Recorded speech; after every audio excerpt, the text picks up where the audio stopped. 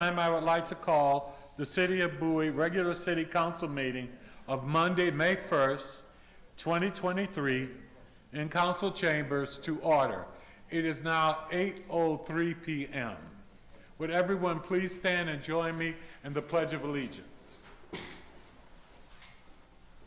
I pledge allegiance to the flag of the United States of America and to the republic for which it stands, one nation, under God, indivisible, with liberty and justice for all. Thank you. Madam City Clerk, can you, for the record, acknowledge we have a quorum? Yes, Mayor, we do have a quorum this evening. In council chambers, we have Councilmember Steph and Wolfley and Mayor Adams, and virtually via Teams, we have Councilmember Gardner. Okay. Thank you. And I believe Mayor Pro Tem Enda Mamadou will be joining us a little late, but also may be online. At this time, I'd like to ask my colleagues if there are any agenda additions, deletions, or amendments. Hearing none, we will now move on to citizen participation. Madam City Clerk, do we have any? No, Mayor, we don't have anyone signed up under citizen participation today. Okay. We will then move on to presentations. No presentations this evening. And we have no presentations this evening. We will now move on to city boards and committees. Nothing for this evening either. We have no city boards and committees at this time. We will move on to council announcements. I will give my council members the pleasure. If you have any comments? Well, I will just go back and say thank you again to everyone who made Arbor Day very special for the city. It was a wonderful day, a wonderful time.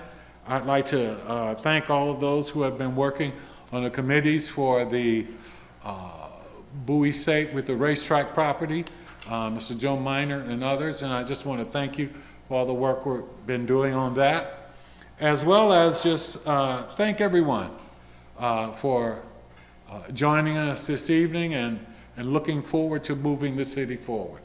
So having said that, at this time we will now move on to the city manager's report. Good evening, Mr. Mayor and City Council. I have no report tonight, sir. Thank you. Thank you so very much. We will now move on to the consent agenda, and I'm open to motions. Move to adopt the consent agenda. Second. It's been moved and properly second. Any discussion? Hearing none, all in favor, please respond with an aye. Aye. Aye. All opposed, same favor. Hearing none, did we get a vote from? No, Councilmember Gardner, we did not get your vote.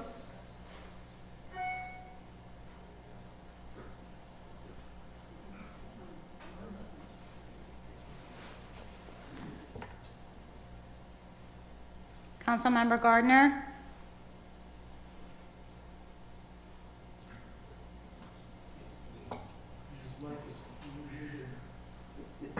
Yeah, his mic is off, and I don't know if he can hear. Henri, you're on mute. Hey Siri, call Henry Gardner. Which means we don't have quorum.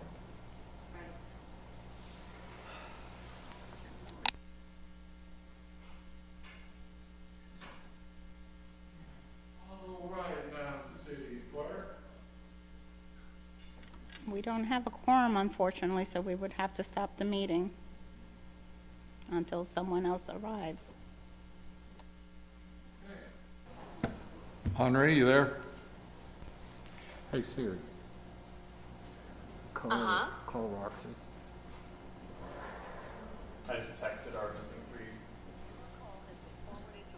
Councilmember Truesdale's not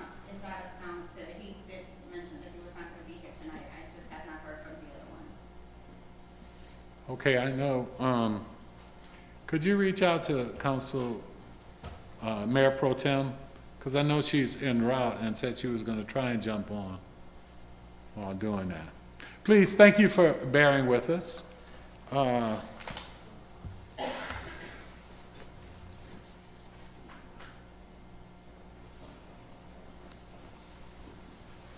Siri, send a text to Roxy. We need you for a quorum.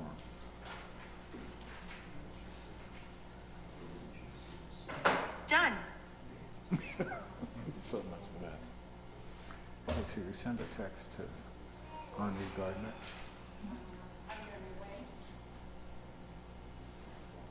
We need you for a quorum.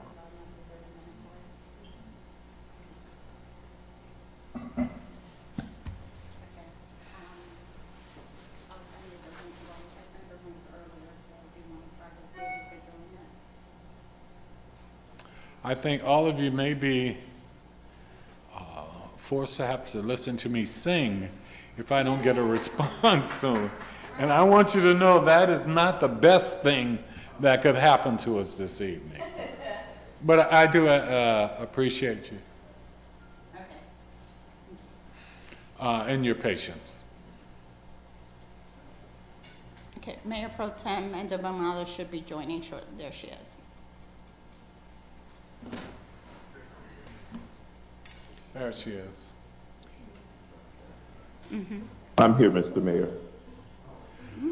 Okay, at this point, because it's been a slight lag, is there a problem with us restating the motion? Yes. Mr. Mayor, I move to accept the consent agenda. Second. It's been moved and properly seconded to accept the consent agenda as listed. Hearing no discussion at this time, I'll call for the vote. All in favor, please respond with an aye. Aye? Aye. Aye. I would do the same favor to nay votes. Hearing none, the motion carries. Thank you, everyone. At this time, we will move on to old business.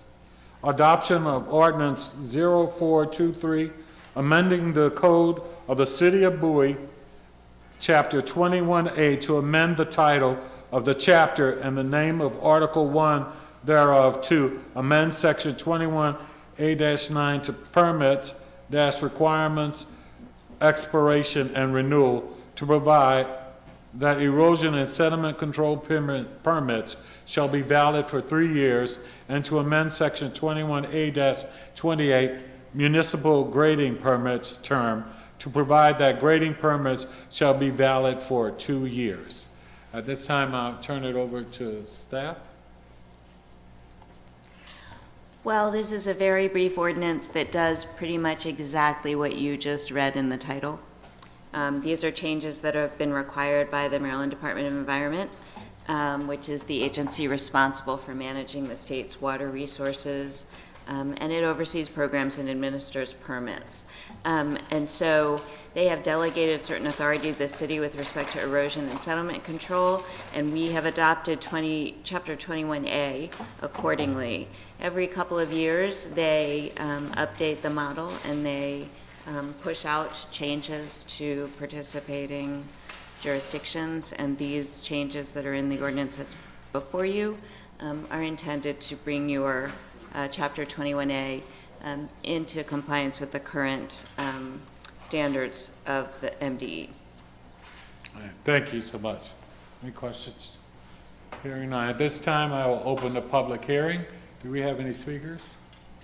No, Mayor, we don't have anyone signed up for this item tonight. So at this time, I will declare the public hearing closed. And at this time, I will entertain a motion. Mr. Mayor, I'd like to move for adoption of ordinance 0-4-23. Second. I seconded it. It's been moved and properly second. Any discussion? Hearing none, I'll call for the vote at this time. All in favor, please respond with an aye. Aye. Aye. Opposed, same favor. Hearing none, the motion carries.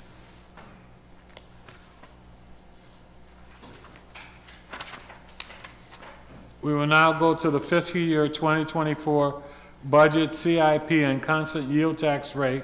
Staff will discuss the fiscal year 2024 budget, CIP, and constant yield tax rate. Staff, Byron. Good evening, Mayor and Council. Good evening. My name is H. Byron Matthews. I'm the Finance Director for the city. On behalf of City Manager Al Lott, I'd like to share with you this year's constant yield summary. The state of Maryland has a requirement enacted in 1977 for the public hearing and very specific newspaper advertisement regarding what is known as the constant yield. The state requires local governments to hold a hearing focused on the tax rate would be generated the same level of property tax revenue in the current year.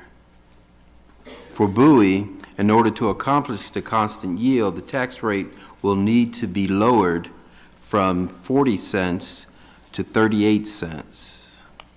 We are not recommending lowering the tax rate, as it would cost us $1.5 million in lost revenue. The city plans to increase the tax rate from 40 cents to 45 cents. The higher tax rate will generate $5,876,014 in additional property tax revenue. The impact of raising the rate for a homeowner with a house assessed at $350,000 is $175. Again, given the cost pressures and the revenue constraints the city faces, we recommend increasing the tax rate to 45 cents. Thank you, Mayor.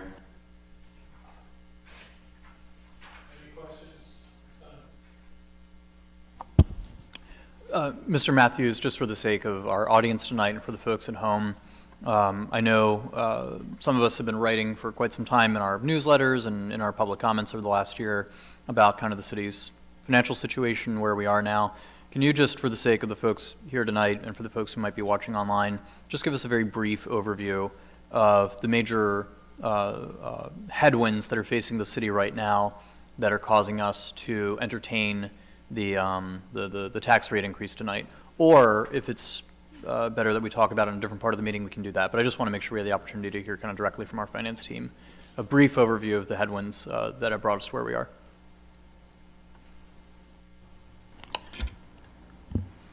Thank you, Councilman, for the question. I think it may be more appropriate in another part of the meeting, but if you would like me to address it now, I will.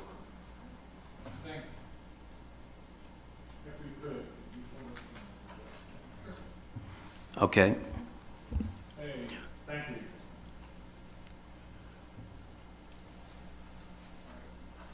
Okay.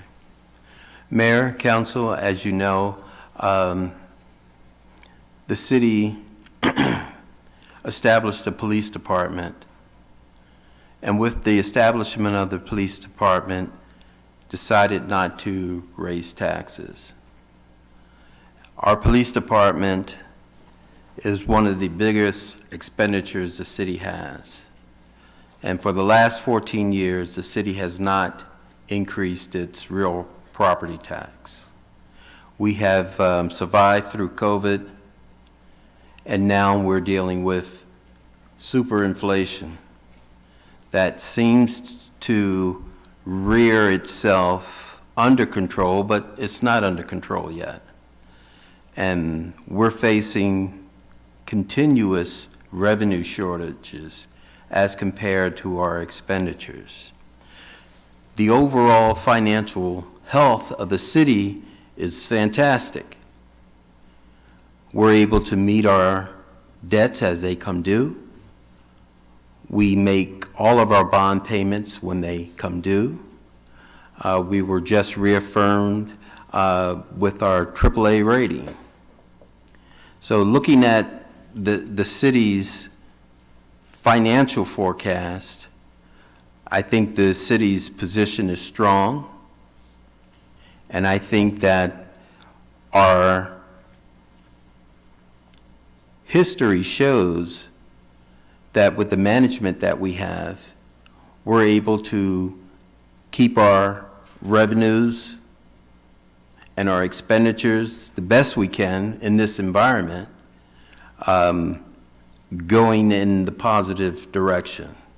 However, we know that our expenses are outpacing our revenues, and they have been for the last, I would say, 7 to 8 years.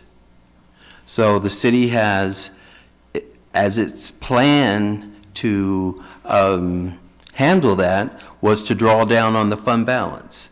And that's what we've been doing. And most of that drawdown has been for our CIP projects and the growing cost in our general fund. I think we're maybe close to a crossroads now where Mr. Lott has offered on several occasions a tax increase to keep up with the inflation and keep up with the cost of operating the city. And we have kind of pushed that back and moved forward without having a tax increase. But I think as we propose this budget to you this year, a tax increase is needed. Mr. Mayor, I'd like to help him out a little bit. There are a couple things that are different this year than last. Mr. Matthews mentioned it. In the letter that I put in the proposed budget, I used the term inflationary spiral. And I'll give you one significant example. A trash truck that used to cost $200,000 now costs $300,000. And we simply have to have the truck, or we can't deliver the services. And we are experiencing that with other vehicles. We have we have supply chain situations that are slowing down a lot of our equipment. We expect that 90% of our bids are going to come in higher than what we program, because we can't simply, we're having difficulties figuring out the inflationary aspect of the bidding process. I mean, we built in contingencies, and we hope they will be successful. We use the engineers to help us and architects to help us get it right. But we expect that a $1.5 million bid, based on the history of the last year or so, is going to come in at 1.7, and that'll be the best bid we can get. And so the other thing is that what Byron mentioned about the police department is absolutely true. We've from a public administration perspective, to go 14 years without a tax increase is absolutely unheard of in my 25 years as a city manager or something else. I mean, also, especially after you add 1/3 to the budget. If you look at the city's budget, $18 million is the police department, for which we've never compensated the budget for. Now, there are some things that we can do to avoid it, or you can do, because you all are policymakers. But, it could affect our ability to sustain the AAA bond rating. And also, if we reduce the budget, the question then would be, what services do we not do? And if we don't do it, if we don't deal with the potential shortfall of funding this year, it'll certainly be a major issue next year. Because unless a recession occurs and all of a sudden everything 20% cheaper. And so, thank you. Thank you so much. At this time, we will declare the public hearing open. Do we have Mayor? any? Yes, for the record, we did receive one comment via email, which was forwarded to council, and it will be part of the record for this evening, and we do have a couple.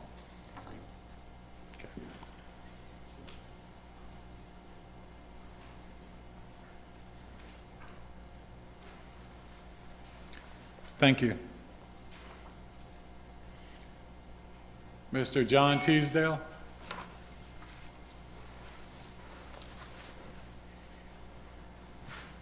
Hi, good evening. Good evening. So I do fully support the proposed 5-cent increase in property tax rate in FY 2024 and the planned increases in future years as outlined in the budget proposal. Basically, what I wanted to do was just highlight several points that were raised in the city manager's budget letter. You've already heard a lot of them here, but I think it helps to just emphasize these once again. First, and I quote, "Property taxes are essential for the city to fund its expenditures. They represent 61% of revenues required to fund city expenses." Second, providing, quote, "providing reliable and efficient service has always been one of the hallmarks of Bowie city government. The City Council recognized this when it identified outstanding public service as one of its core values in the 2016 strategic plan." Third, we all know about inflation. We just heard about it. And I quote, "In an inflationary spiral environment, it is challenging to balance the need to maintain service levels with the need to ensure adequate resources to operate," unquote. So inflation impacts the need to maintain attractive salaries and benefits to hire and maintain staff, and to address the increased cost of supplies, materials, and equipment. I would add to that rising interest rates will also add burden to borrowing funds to support future capital projects. All these factors will lead to a situation where the cost of providing essential services such as road maintenance, equipment, waste management, capital improvements, public safety, and many other public amenities become prohibitively expensive, straining the resources of the city. The general fund balance has been declining for many years. Even with the proposed tax rate increases, this decline will continue, but will slow and eventually reverse itself in a few years. Without the tax rate increases, the general fund will be depleted, thus assuring the necessity of cutting city services. Such cuts in services will surely lead to a gradual loss of quality of life that has become the hallmark of this city. I quote, "The FY 2024 budget is a reflection of our commitment to maintaining and improving our municipal services for the benefit of all residents. Thus, the recommended tax increases are necessary to hold off depletion of the general fund balance while continuing to offer a high level of service to the community." So in conclusion, I see this as a turning point for Bowie. If we can't afford to maintain services, the city will begin a slow deterioration that may not be apparent at first, but that will become increasingly hard to stop in future decades. So I would ask council, what side of this history do you want to be on? Thank you. Thank you so very much.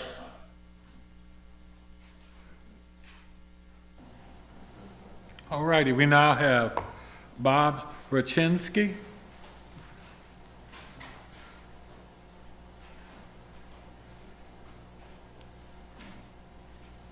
Did pretty good this time. Thank you. Thank you. I'm Bob Rapchinsky. This is my wife, Mary. I'm president of the Huntington Heritage Society in Old Bowie. Okay. And we're here the Huntington Heritage Society is requesting the funding for improvements to the railroad station to be included in the 2024 budget. The fielding plan for the improvements to the railroad area has been approved for many years now, and it will add much to the museum complex. Relocating the caboose, viewing platforms, educational plaza will help make the museum a place where people, school groups will want to visit. Bowie's history begins in Huntington City, right there. This project should be a showplace that highlights the city's history. Thank you. Hey, thank you. All right.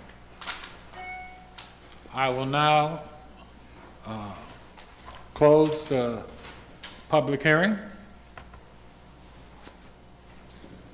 At this time, what I would say, recommend to my colleagues is that we take no action on this today until we finish through the entire budget. I think it's most important for us to have a complete view of what the budget is for the year and make a very informed decision based upon that.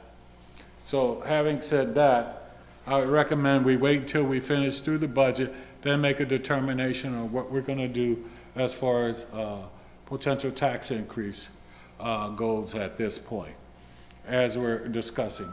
Comments? This isn't something that I think council discussed before, at least not that I'm aware of. Staff, how does that impact our planning? Because I know that we run up against some quick deadlines in May.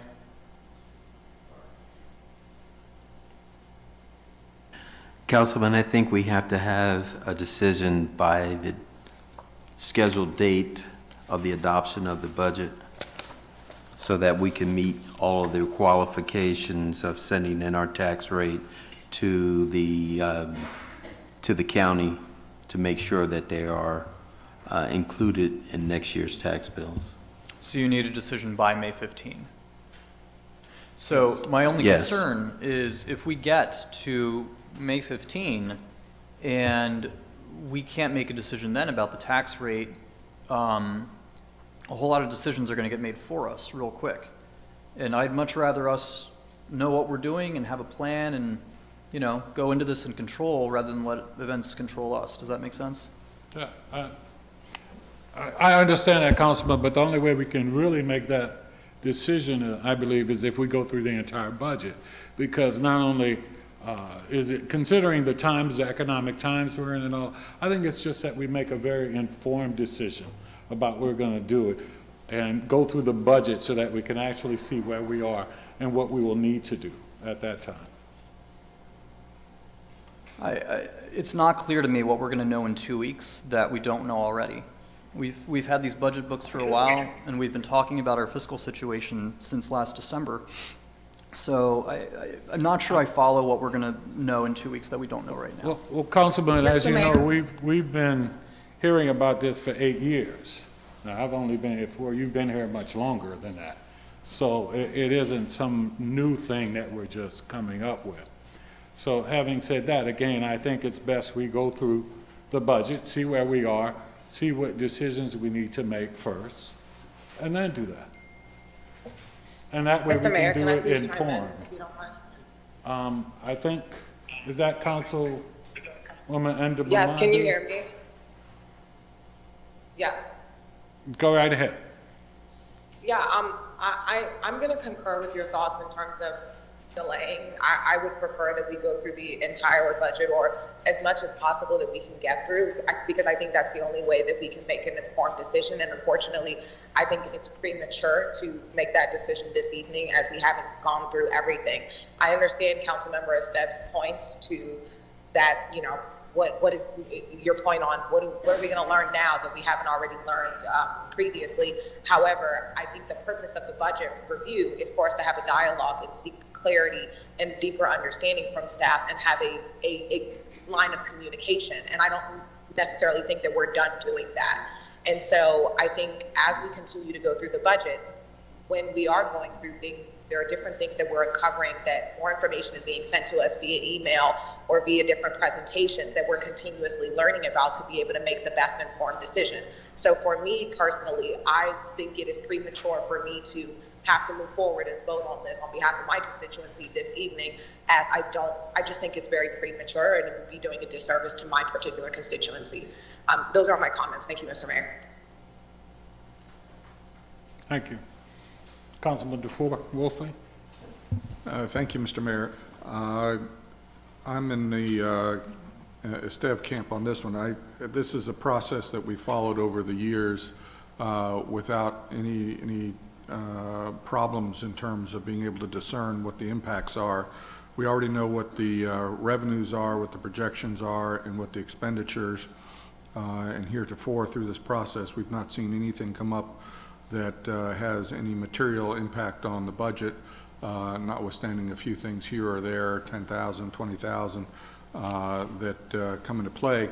And I'm not sure that it's a wise idea to start doing that, which is not to suggest that I support the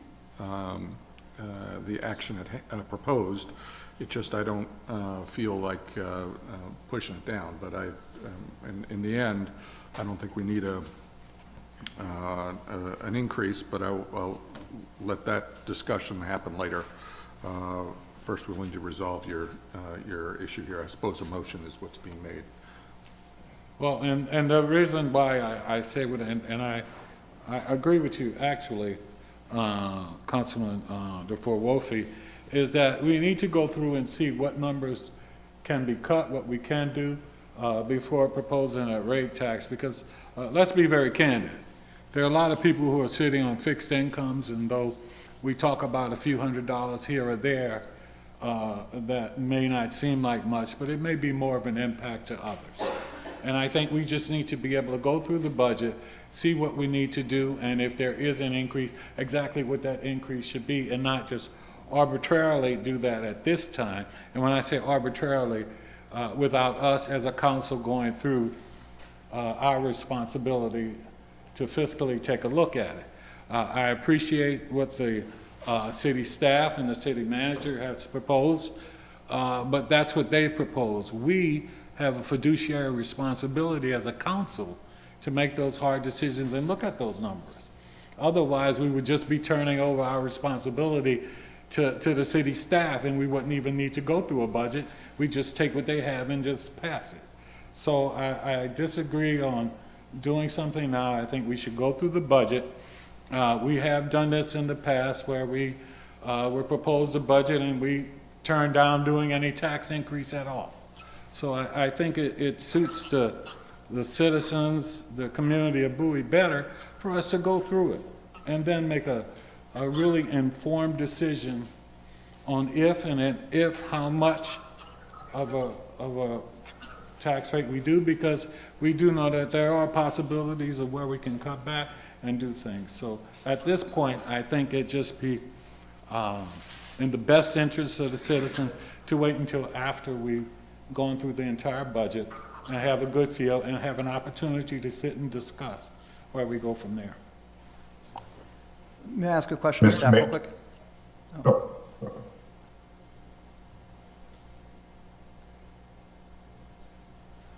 Hello? Go ahead, Councilmember Gardner. Oh, thank you, Madam City Clerk. Yes, Mr. Mayor, I wanted to say that I understand exactly as you are saying, and I must say I agree with you completely, is that maybe we should complete this process thoroughly before making any decisions whether to increase or not. I mean, I agree. We need to look at everything, because if we review this, as in Councilmember Mayor Pro Tem and Deborah Mowry said, we may find other things that we haven't discovered just yet. Thank you, Mr. Mayor. Thank you. Pardon me, everyone. I am recovering from COVID. As I thought I was feeling much better earlier today, and just now it's like nighttime. The symptoms seem to come back. Pardon me. Thank you, Councilman. Staff, unless I'm mistaken, you all came to us much earlier this year, and I think late last year, and gave us a pretty early heads up that we would be contemplating a tax increase this year. And if I'm not mistaken, in our last budget cycle, and in previous budget cycles before that, we discussed that this year we would be talking about a tax rate increase. Am I wrong about that? That's correct. Also, when we did the budget guidance, we talked about it then. So, correct. And at the time of our budget guidance, did any member of the city council indicate they were not prepared to support the tax rate increase that was contemplated at the time? Well, the best way I can answer that is to say nobody told us not to include taxes, that I recall. And unless I'm mistaken, we discussed all the basic facts of the budget that we are currently looking at now, did we not? Not in this detail. Maybe Mr. Wolfley did not indicate he didn't want a tax increase, but everybody else was moot on the issue at the time. And at the time, staff did believe they were moving forward with the consent of council to form a budget that would contemplate a 5-cent tax increase at the time, did they not? Well, we did think that it was the right thing to do and it would be supported, but we are not. I'm not a policymaker. I'm an administrator. Also, I have a responsibility to protect to do what I got to do to protect the fund balance. The best thing I can do is keep us in delivering all the services, demanding services, and maintain the fund balance, keep our bond rating, would be to increase the tax rate. I guess what I'm getting at is, we've known about these facts for a long time. And so, given that May 15 is our deadline, if we get to May 15 and a majority of the city council isn't prepared to vote to raise taxes, it's going to be a very chaotic night with us having to figure out what we're cutting out of our budget. Not only capital projects, but potentially operations as well. And it might have been helpful if staff had known back late last year or early this year when we went through our early budget guidance meetings. It would have been much more helpful if they had known then that council was not prepared to consider a tax rate increase, which was discussed much earlier. Councilman, I think you misunderstand how the process works. See, when we talked about them being able to provide a tax increase, the purpose of that was so they could present to us what they thought we needed. It is our fiduciary responsibility to go back and make that determination. Just because we agreed for them to make a proposal of a tax increase, they talked about making a proposal of a tax increase last year, and we didn't do it. So it's not that, and it's not going to be so chaotic at the end, because I think we're a lot more responsible than that. My point to you is we need to look through the budget. We need to make sure that we're on accord of what it should or shouldn't be as a council, and not just rush and pass a tax increase tonight until we go through the whole budget. And that's not to say we won't. But we also need to look at not just an arbitrary number, we need to look at what we're going to do, where we're going to go forward, and make a conscientious and a very informed decision about that. That's all we're asking, is that we wait and make that point. I understand what you're saying, Mr. Mayor, but again, it's not as though this is new to us. It's not as though this is new. And staff have been telling us very loudly now for many, many, many months how this year is different and the stakes that we're facing are a little bit different. You know, in past years, we were able to rely on our reserve fund. We're not able to do that as easily this year. And so I think my concern is that, you know, we need to be giving staff guidance really today about what they need to be coming back to us with if we're not prepared to raise taxes. They're going to need a little bit of time to come up with a budget that's very different from this document if we're not prepared to raise taxes. And to my knowledge, nobody's asking that they do that. I think we're vacillating back and forth with this. And again, my point to you being, because staff has made that recommendation, that doesn't require us to have to accept that. And though they've been talking about that, we don't have to. That's our responsibility. And that's our responsibility as a council to make those hard decisions and to go through the budget and see what we can or cannot do at this point. And we can't just simply throw that at our staff and say they made a recommendation, they've been talking about it, so therefore we need to do it. I think we've talked about it. I know, I've even said, I don't know what we may end up with if we do a tax rate, what it would be and those kind of things, and I've shared that. But it's about just, they came to us with what their recommendation, just like the budget. We didn't go in and cut the budget before they prepared it. We let them prepare the budget, we let them prepare what they think the increase is, and at this point, I just think it's most appropriate for us as a council to just do our due diligence, go through it, and then talk about it, and then make a decision after we're very informed on where the numbers are and where we are.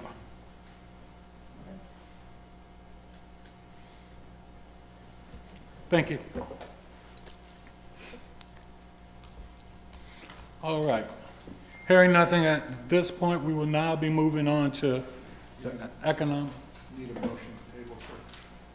Yeah, we need a motion to table It it. says eligible for action. It doesn't say we have to take action. No, you need a motion to table, to take it off the agenda. Do we need to table it at this point? I thought we could just move forward. We didn't have to take any action. Usually we do take an action on this item at this meeting, so if you're not taking action, we should table it to the May 15th meeting if that's what your council is proposing to do. Mr. Mayor, I'd like to make a motion to table this item to the May 15th meeting. I'd like to second that. It's been moved and properly second. All in favor, please respond with an aye. Question on the motion. So we're saying that residents haven't had enough time for us to go through the budget, which has been in print and available for weeks. And we're saying that, the public needs more time and we need more time to adjust all this. But if we get to May 15, which is the final deadline by which we need to vote, and we're having to make decisions then about what to cut, what capital projects to defer or cancel, how's the public going to have time in one night to give us any feedback? Well, I think, Councilman, what you need to understand is we have a responsibility to make it happen. So we have a motion that's been guess I'm just- properly second. Okay. And if there's further discussion, please go ahead.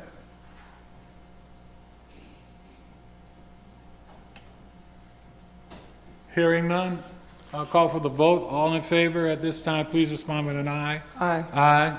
Opposed, same favor? Nay. Okay, so, Just a point of reminder for council, our May 15th meeting for this budget item is not a scheduled public hearing. So if you're looking for citizens' input as a public hearing for that item, we need to make that meeting a public hearing item. understood, thank you. All right, so, since the Mr. Mayor, do we do motion, that now? what did you say, I couldn't hear you, Councilman. Do we have to adjust that with the city clerk now to making the May 15th meeting a public hearing? We don't need, Mr. Mayor, we'll set up a public hearing for We'll that. set it up. Okay, it'll be set. Yeah. Okay, thank you. Thank you. So at this point, we can move on? All right, thank you. Economic Development Roundtable, staff will present a draft plan for an Economic Development Roundtable initiated by council at the March 6, 2023 meeting. I'll pass it over to staff.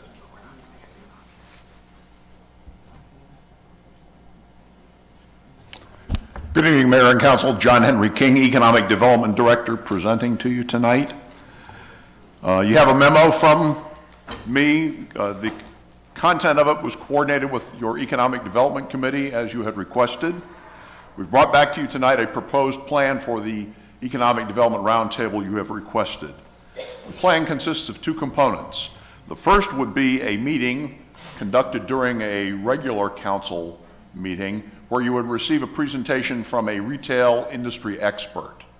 We're modeling this on something that the EDC did for you 10 years ago, wherein they brought in a regionally renowned expert on mixed-use development This expert did not have a project in our area, so he wasn't trying to sell something. He was, in fact, an instructor in many of the professional development courses, both at the universities and in the professional society programs here in the area. So he talked about mixed use, laid out the basic concepts, answered council questions at the time. We see a retail expert coming in to offer that same level of neutral general industry knowledge that would speak to many of your questions about why do certain things get put into a retail development, how do you figure out what tenants, kind of the general background knowledge. That'll be about a 1-hour presentation during one of your regular council meetings. That will be followed at a subsequent date with a special meeting wherein you would have a virtual roundtable with the retail center owners, developers, and the retail businesses, and the other folks that you have identified as wanting to participate in that roundtable. We would invite all 13 of the existing or proposed retail developments here in Bowie. That's the plan. The EDC has identified some questions that they would like to ask you before they work with staff to finalize it. So what we're going to hope you will do tonight is accept the plan and tell us to implement it. The questions the EDC has proposed that would help in finalizing the roundtable portion would be, will you consider a daytime meeting for the roundtable? The EDC was concerned that an evening meeting would not be attractive to the businesses and to the retail center owners that you want present.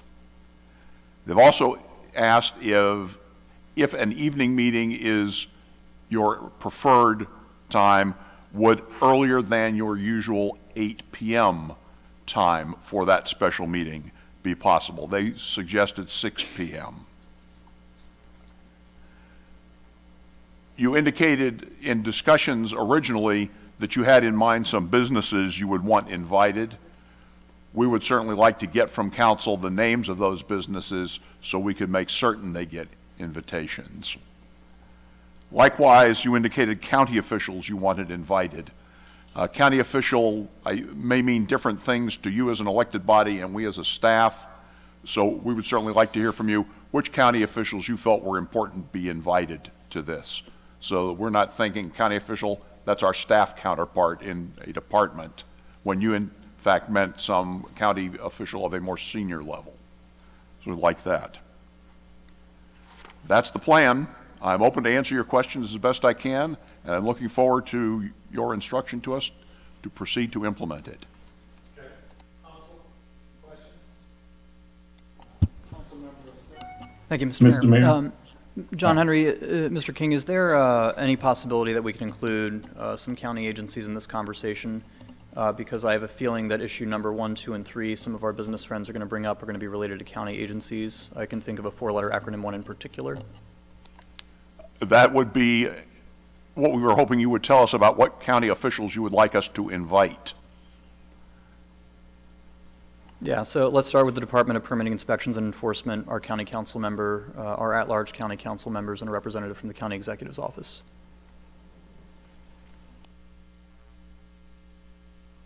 Any other questions? Councilman Ford? Yes, thank you, Mr. Mayor. Just a quick comment on the timing. The problem, I, like so many others, have a day job. So having a midday meeting precludes my attending or participating, and I think it would also do the same for any number of other participants. And there may be an opportunity, I should think, to scooch it earlier, but doing a midday event is a bit of a non-starter.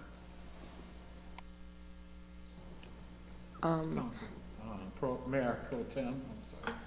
So I'll just go down the list of your questions. And first off, just thank you so much to John Henry and the EDC for putting this together. This is really incredible, and I'm really happy to see this coming back before us.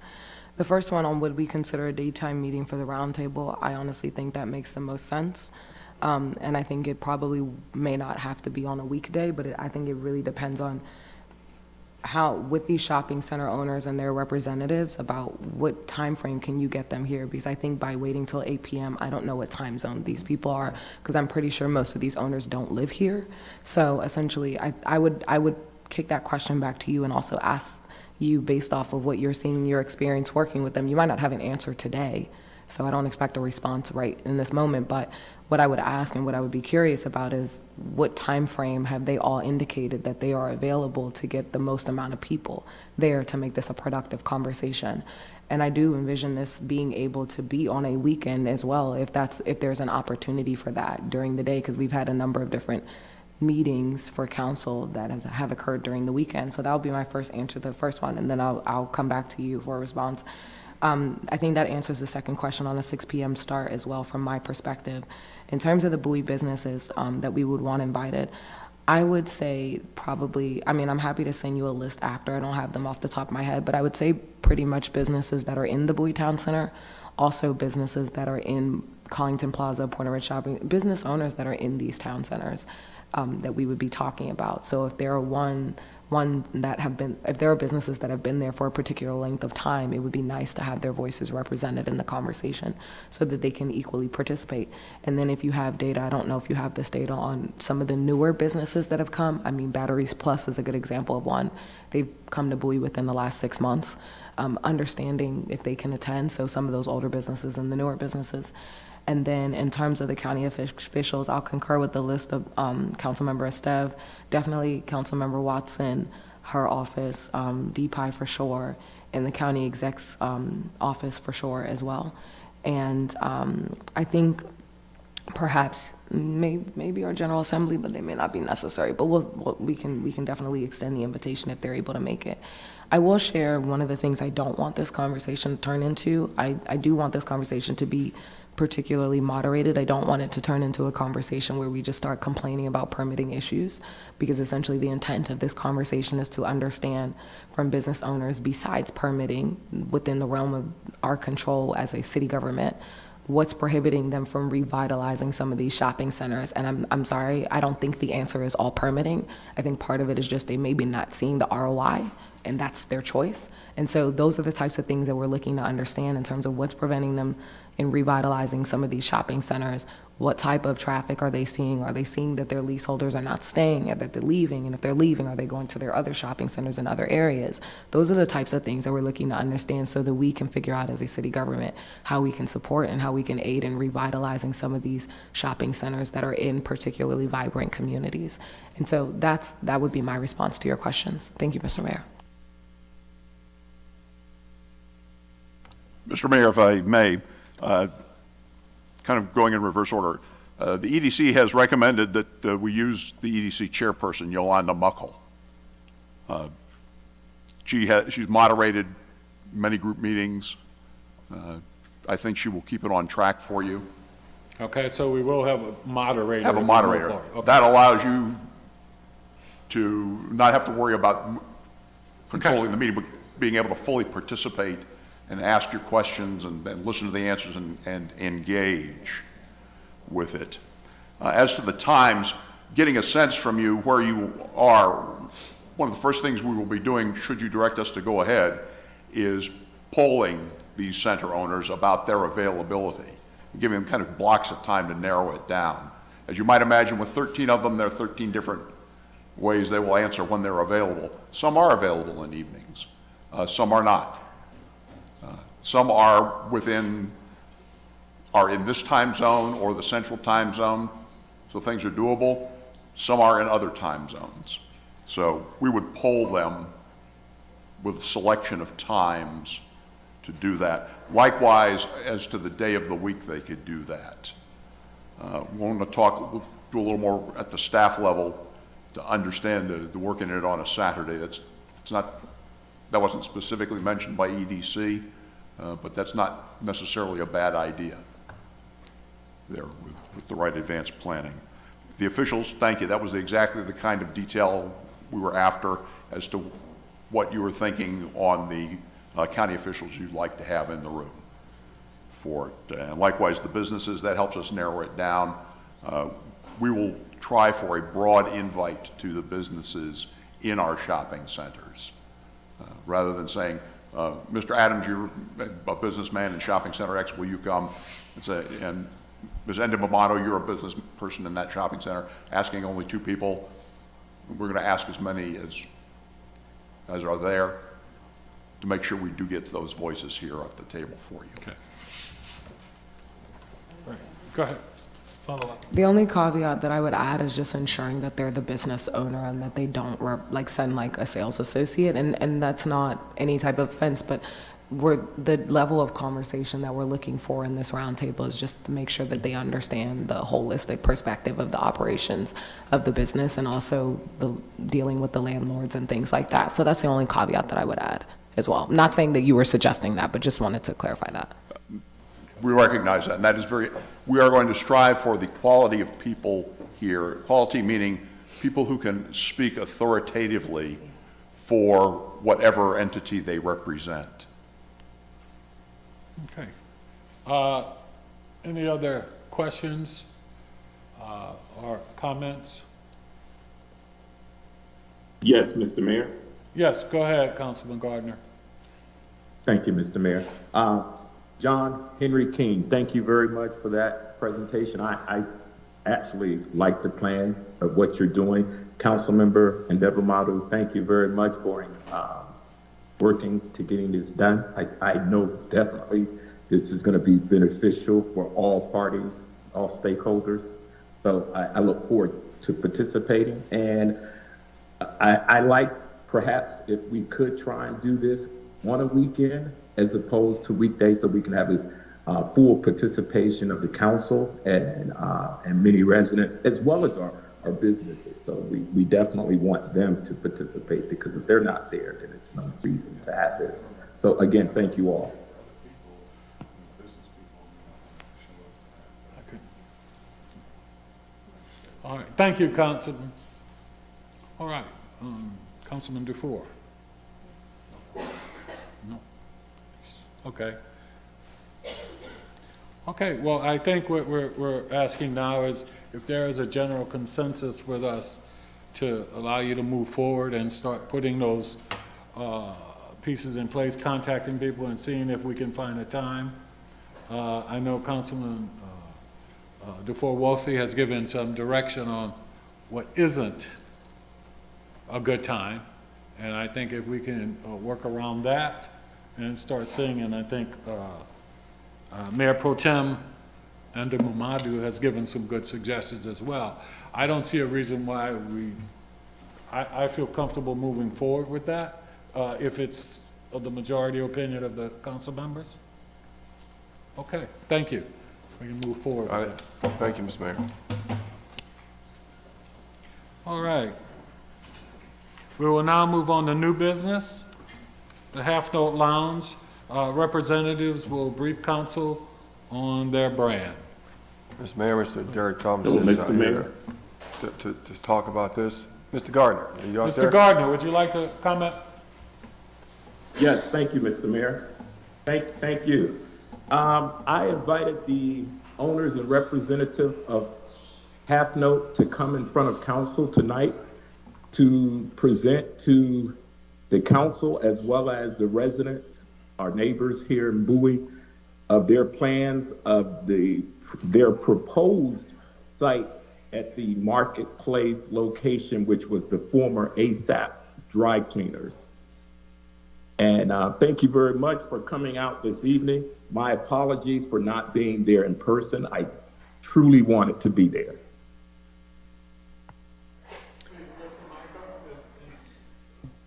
Good evening. Okay, good evening. My name is Derek Thomas. I am the original founder of the Half Note Restaurant and Lounge located in the unincorporated Bowie. I am also the owner, the registered owner of the trade name Half Note Lounge. I am not the owner of the proposed Half Note Lounge coming to Bowie, but I did grant a license to that person to open a Half Note Lounge restaurant. She would be happy to appear before you. She is suffering or recovering from a medical issue that impacts her ability to speak. So I thought it important that I come based on the invitation of your council member, just to speak about Half Note Lounge, to tell you a little bit about who we are and who we've been and what you can expect. I started Half Note Lounge in Bowie, Maryland, off of Route 450 in 2008. We were there until just a week before the pandemic started. I was content that it's too much work, and I was content to move on. And so, but I wanted the brand to continue, and two people came forward and wanted to continue the brand. One such person endeavored to open a Half Note Lounge in the Bowie Town Center. That didn't happen. And so now you have a new licensee. Her name is Kimberly Burke. And she has acquired a license to open a Half Note Lounge and intends to do so at the location on 450 where the Harris Teeter is. I understand that that lease is not completed yet, so this is proposed and not essentially a done deal at this point. I did view the comments on social media. There's lots of talk for and against it, and so I thought it important, based on the invitation, that I come and just tell you who Half Note has been. We employed 55 persons, mostly from Prince George's County. We're known all over the world as a restaurant located in Bowie, Maryland, in Prince George's County. We enjoyed an awesome reputation for service and being a good corporate citizen. We offer American cuisine as a food. We have an executive chef on staff, we always have, and we did live music. Our crowd was a 35 and up crowd, and we governed that by our hours of operation. Our goal had always been to be a restaurant and lounge that catered to the 35 and up crowd. Like I said, we've been a model citizen. The liquor board loved us. We always operated within the rules. We never suffered from major incidences. And I think that coming to Bowie, should that happen, you will enjoy much of the same. We were a welcome addition to the shopping center. We became the anchor tenant where we were located because the food line closed as we were opening. There were at least 8 other businesses in the shopping center, and they all vastly benefited from our presence at the location. I know that the owners of the shopping center that is proposed, I dealt with them myself because I intended to move Half Note Lounge there at one point. And that didn't work out for whatever reason. Harris Teeter was against it at the time. But I know them to be very good people, and I just expect that this is a good location. I had to visit and approve of the location. It is smaller than the original Half Note Lounge, and I think that that's a good thing. It could have been bigger or smaller, but that's just a tough business to manage, and I want the licensee to be successful at what they do, and I want them to be a good corporate citizen as well for the city of Bowie, the county of Prince George's. And so I'm here to answer any and all questions. Hope I've given you an introduction to what Half Note Lounge was as I built it, and I can answer questions to what the expectations are that you should see from the Half Note Lounge in the future, which is the basis of the grant of the license. So I avail myself to you. Hey, thank you so very much for joining us this evening. I'm sure. Mr. Mayor? Please give our best to the potential owner with her health. Councilman, go ahead. Thank you, Mr. Mayor, and yes, definitely convey that our best wishes to the owner. Pardon me, Mr. Thomas, thank you very much again for coming out this evening. My question would be, was it that led you to this particular location? And if you had considered any other locations within the municipality of Bowie? Thank you for that question. I thought the location at the Bowie Town Center was an excellent location. I drove by there on the way here. I see it's going to be hair care suites operation there now, and so exactly, salon suites. So location is everything in the restaurant business. In most businesses, it is. And Mrs. Burke found that location, asked me about it. I came to see it, and I thought it was an appropriate location. It needs, it's a cold, dark shell, as they say in the retail business, so it needs complete build-out to include but not be limited to HVAC systems. The cleaners there, if they had a air conditioning system, it was so small and it's not there anymore. There's a big hole in the roof that represents a huge fan that they had. And I don't know much about the cleaners business, but I do know the restaurant business, and it will take significant renovation and build out to achieve the purpose of opening a restaurant there for HVAC reasons and for grease trap reasons. That being said, I approve of the size of the space. I think the location of the space is great. I love that corridor. And for those reasons, I think it's a good choice. Okay. Thank you. I was going to ask you, have you considered, are you familiar with the Melford location or that property, or perhaps some of our other locations that are under construction currently? Since you're putting in HVAC and systems and things, we have a Mill Branch project, which is coming up on 301 in Bowie, as well as a South Lake area that's being built over on 214 in Bowie. I mention those locations because as one, I know that these are going to be new constructed places, so maybe it would help you on your financials when it comes to renovating a property that would need heavy lifting, such as HVAC systems and things of that nature. So we do have a number of locations that are in the pipeline that are currently under construction. Our economic development director is there. I'm sure he is available tonight to share with you some of those locations. Maybe he can share his information and you two could follow up later. But I just wanted to say we have some other great locations in Bowie.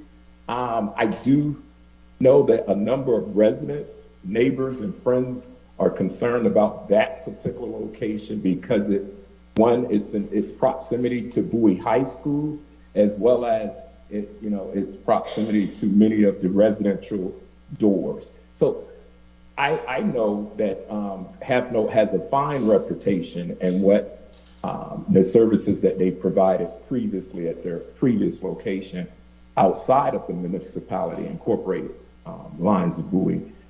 There are just some concerns. So I would really like to see you guys look at some other locations, and it could be a savings for you perhaps. And you might find these other locations to be, great spots as well within the corporate municipality of Bowie. Again, thank you for coming out. Well, can I respond? Yes. I appreciate the question, and I understand the concern of the adjacent homes and businesses. I went through that when I built the original Half Note Lounge, which is directly across the street from a residential neighborhood. And the residents had the same concern. I went door to door to every house within a mile of the restaurant, every business, to introduce myself. I told the residents, as I'm telling you today, who we are, what we intend to do. And what they found was that there was no negative impact to, in addressing the issues that they brought. Music too loud, there are noise ordinances for that. Unruly constituents and customers, it was never an issue. And so while I understand the concerns, the actual experience of the Half Note Lounge, which ran for 12 years, was that there were no negative issues with the surrounding residences or businesses. That being said, fortunately, I don't have to make the decision about where to locate Half Note Lounge. And I'm sure that Mrs. Burke would be open to other locations, but I do feel pretty strongly, because I've experienced it, that the proximity of the proposed location to residences and businesses is no different than the proximity of the original Half Note Lounge. And I would add that they have more issues now from the church that's located in the shopping center than they did from what they thought would be a restaurant that did live music during certain hours. And I know for a fact that the liquor board and the county council, they have laws and rules to protect the residents from bad businesses or businesses that affect your quiet enjoyment of where you live. So I'll be happy to pass on any additional information. It's not my decision, and I just feel strongly that if we just open ourselves up to receive this type of establishment, it would be more benefit to the community that it's located than a detriment. I hope that answers your question. Yes, it does. Thank you again. Council members, any other questions? Thank you, and first of all, thank you for being here this evening. Doubly so, since it's you're not the immediate proprietor of the proposed location. I understand your license ownership, and I'll rely upon your past experience to speak in general terms, at least, about how you've ameliorated concerns in the past and how that might translate to the future owner. So for starters, with your licensing agreement, what type of oversight or control do you have with the new with the owner of that license and the way they manage their business? Are you able to dictate the type, that is to say the target audience and the nature of the business, the food menus, the acts and the hours and that sort of stuff? Thank you for the question. Yeah. The short answer to that is no, I am not. Mm-hmm. I do have the right to revoke the name. Mm-hmm. In the restaurant business, you're going to spend over $1 million to build out and start the business. This business is starting on the shoulders of a brand that is established, and the operations of the brand lend itself toward the continued success of the brand. The loss or mistreatment of that use will result in losses to the owner of the business that far outweigh any oversight penalty. Mm-hmm. And so for those reasons, it's not a franchise agreement Mm-hmm. that would make itself amenable to the type of oversight that you mentioned. Mm-hmm. It's a license agreement with a right to revoke. Gotcha. And do you intend to have multiple locations in the area or licensees in the area that would, in essence, I should say, I don't want to say dilute the market, but to help, address some of the market needs in other areas nearby, perhaps up in Laurel or Upper Marlboro or any place along those lines? There is no limitation on my ability to issue additional licenses, but it is in my best interest to not crowd the market with locations so that each could be successful, because the continuation and proliferation of the brand name is what's more important. My original plan was to build restaurants in multiple states, not multiple communities within a state. Gotcha. And so I endeavor to honor that moving forward. Very good, thank you. A couple other questions, and I know a lot of these will delve into the licensee's business prerogatives based on what you've indicated so far, but maybe you could provide some insight. Hours of operation, you mentioned you use that as a control device for age. Absolutely. Can you speak to that for a little bit more? What we found is that young people go out at night after 10 and 11 o'clock, sometimes 12 o'clock. We did last call at 12:30, closed at 1 o'clock, and the liquor laws in Prince George's County support those types of limitations. But that's how we found our way into the demographic that we had. And to change that would doom the business to failure pretty quickly. Very good. Next question is, there's been some concern, it was mentioned earlier, about proximity to school. What hours do you open beforehand, and what precautions do you take for ensuring that minors are not engaged in business with you there? Well, the restaurant is a restaurant, first and foremost. It does live entertainment at night on certain nights, not every night. We hired and employed high school kids. So actually, the proximity to Bowie High School is more of an opportunity than a hindrance. If you have a Class BLX liquor license in Prince George's County, you will lose your license and thus your ability to operate the business if you don't operate in a manner in accordance with the law, which precludes serving to minors, allowing minors to be in the location when live music is being performed. There are many, many parameters set in place, but the opportunity is that there will be another business within walking distance to Bowie High School that might employ several young people who are looking for employment. Excellent, thank you. Follow-on question, noise. Some folks have concerns about noise, and particularly those with homes in proximity to the location. Can you speak a little bit to how that might be ameliorated? What I can say to the noise question is that, again, we were across the street from a housing community. We never had an issue with noise. Maryland law, Prince George's County law, Bowie City law, they all have laws that address and speak to the noise issue. I believe in a resident's right to quiet enjoyment of their premises. I do. That being said, I would expect that this business would operate like any other business within proximity to a residential neighborhood, which is what many residents want, a business that they could actually walk to.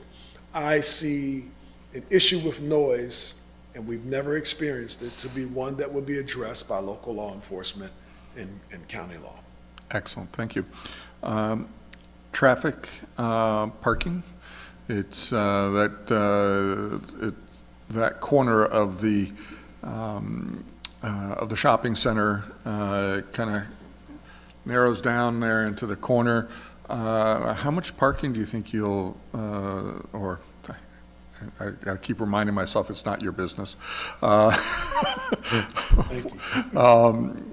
What do you think of the parking circumstances there? I mean, in my estimation, again, it's no skin off my nose, except from the standpoint of it would seem pretty inconvenient from a customer standpoint, and more importantly, I don't care to have cars parked on the main road outside, off the property.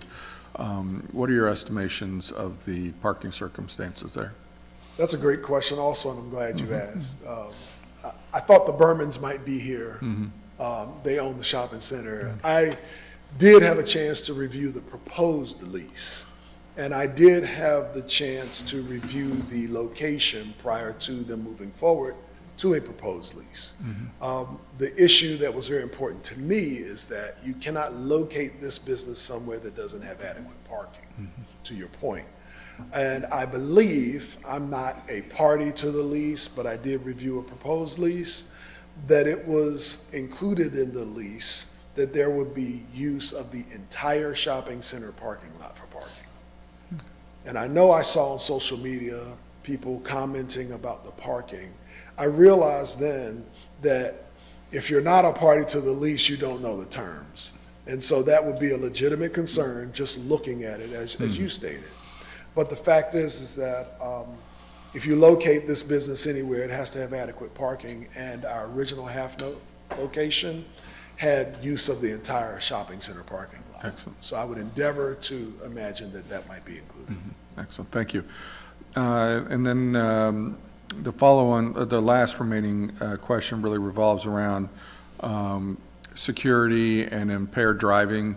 When you're having late night acts, they're late by my standards, they're not by the more youthful standards. But nonetheless, when you're having these events where you have live music, obviously it is a restaurant, but obviously you have liquor license you'll be selling. What precautions do you typically take, or did you used to take? And have you seen or any problems with any impaired driving as a consequence?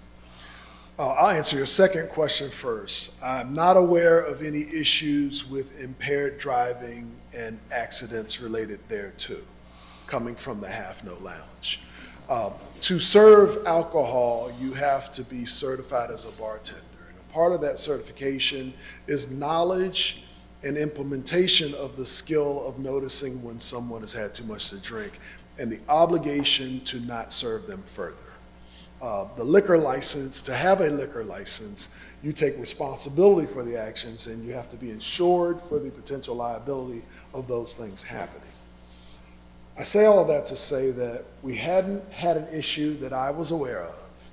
And if we did, because I imagine that you could leave any restaurant after having a few drinks and get a drunk drive and a DWI or DUI citation, and if you do that, you deserve it. And so I'm in support of taking adequate measures as an individual if I choose to consume alcohol and be out and not drive and put myself behind the wheel. And the liquor license granted to licensees and the certification of every bartender and server that works, well, not every server, but every bartender that dispenses alcohol in an establishment, they have requirements, rules, laws to control that. Excellent, thank you. Does that answer your question? Yes, indeed it does. Do you intend on having any security for the, or once again, apologize because it's not your business. Typically, did you have security or anything along those lines associated with the evenings where where acts and so forth are going on? Prince George's County law controls not only what security, but the amount of security. And so, in my opinion, the county, and I'm not sure how the city rules work with that, but at any given time, we had anytime we had live entertainment, we had 8 security personnel. We always had more than enough security personnel. It's a good business practice.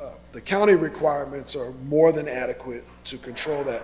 When you have live music and alcohol, they dictate and mandate the number of security you have to have, and I believe, I could be wrong, but I think it's based on the square foot or the number of your occupancy.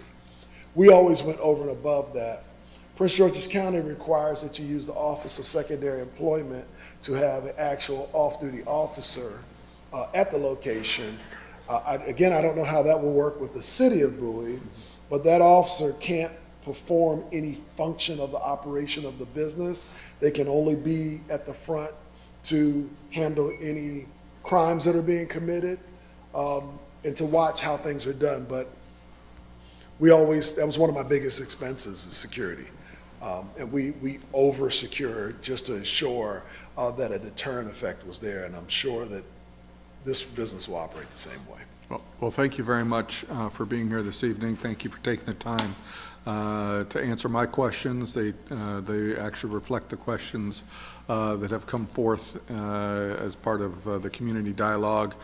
So I appreciate your answering the questions that the community has. So thank you very much, even if it isn't your business, and we certainly recognize that the circumstances precluded your licensee from showing this evening. But nonetheless, thank you very much. Thank you. I appreciate the opportunity. Any other questions? Councilman Stepp? Very briefly, Mr. Thomas, I just really wanted to say thank you for coming here tonight. I got familiar with some of your residential neighbors who lived nearby your business at its former location, who really only had positive things to say about you. I've never been to Half Note before. I look forward to going. and having one of the inaugural drinks when they do open at the location. You seem to have a stellar reputation, a great brand. I can just tell from the conversations I've had with your new licensees and with people associated with your business that a lot of love goes into this place. And, you know, we have a couple members of the public, and by the public I mean the online community, who had some thoughts, but as you can tell, they're not here tonight and have not deigned to bring their comments outside of keyboard land, which I think says something about the nature of their motivations. But I'm really excited for you guys. We have Crescent Wine and Beers in the same shopping mall with a bar selling alcohol. We've got across the street Blue Sunday, live indoor music, bar, similar demographics within a stone's throw of the Marquette residential community and the Idlewild resident community.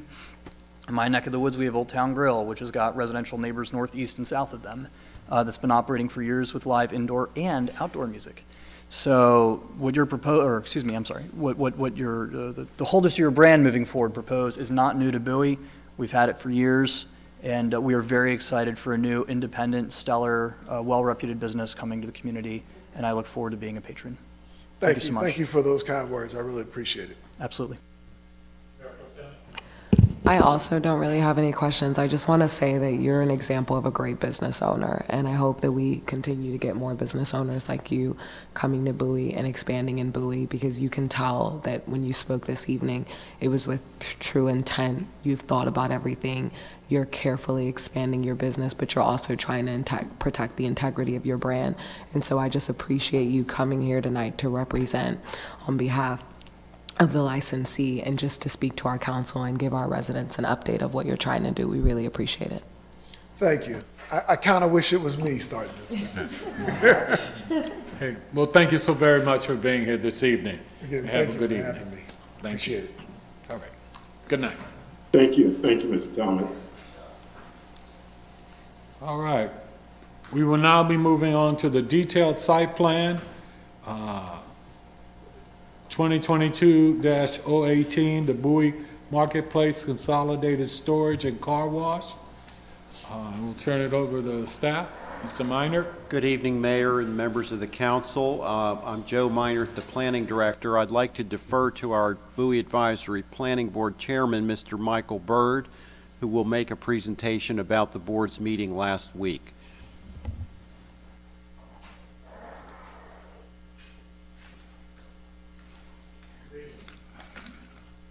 Evening, Mr. Mayor, Council. For the record, I'm Michael Byrd. I am the chairman of the Bowie Advisory Planning Board. Last Tuesday, the 25th, we conducted a hearing to discuss and review the detailed site plan, DET 2022-018, for consolidated storage facility and car wash project at the Bowie Marketplace. The hearing proceeded as such. First speaker was a staff report by Mr. Joe Minor, the director of the planning department here at the city. At the end of his report, staff recommended approval with two considerations, two conditions, which I believe is part of your packet. You can review those. After Mr. Minor spoke, the applicant, represented by Attorney Gingles and a few members of the applicant's design team, then presented before us and gave a very, in my opinion, a very thorough history of that particular property, that parcel property, as well as a very thorough presentation. Afterwards, I then opened up the hearing for public responses, and we had, the hearing itself only had approximately, I would say, half a dozen to a dozen participants, but as far as actual public participation, we actually had 3 speakers who spoke mainly in support of the actual project, but had some concerns about the type of project that was going to be in place there at the marketplace. After the public forum, we then, myself and my colleagues, then asked a number of questions to the applicant, to the applicant's team, which they fielded very well, in my opinion. At which time my colleague then presented a motion for approval which then got properly seconded, and then it was voted 5-1 in favor. Barring anything, I'm open to any questions you may have for me.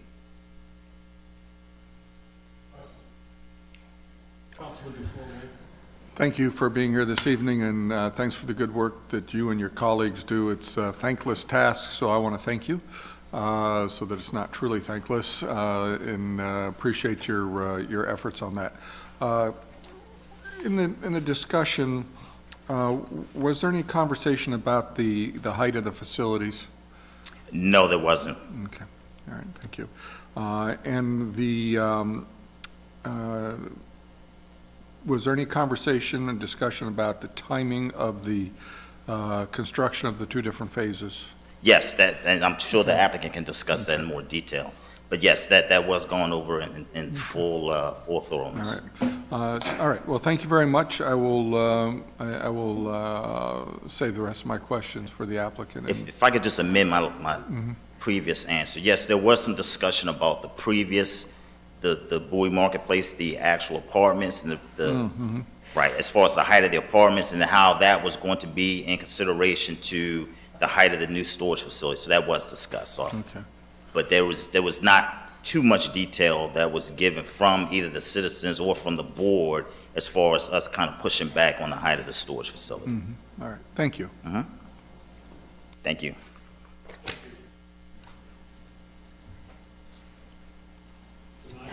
Thank you, Mayor. I'd like to just follow up with just a brief introduction of the staff recommendation in this case.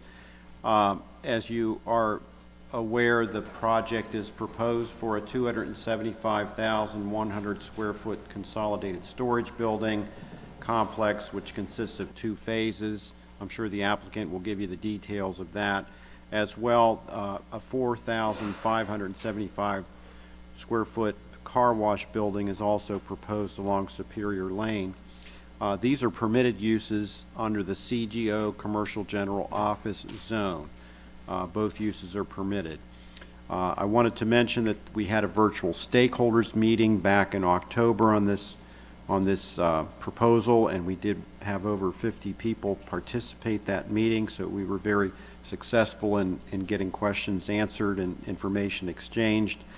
One thing I'd like to point out with our staff report is that we've attached the applicant's entire statement of justification, which is attachment 3, which is an 85-page document, and I don't intend to provide these to you in full in future staff reports just because of the volume of the pages, but this shows you the degree of detail that an applicant needs to go through under the county's new zoning ordinance. There are a lot more standards for design which are brought forth in the detailed site plan under the new zoning ordinance, and we've listed a number of those sections on page 2 of the staff report. So I just wanted to draw your attention to that so that you can see how applicants are addressing those criteria for approval.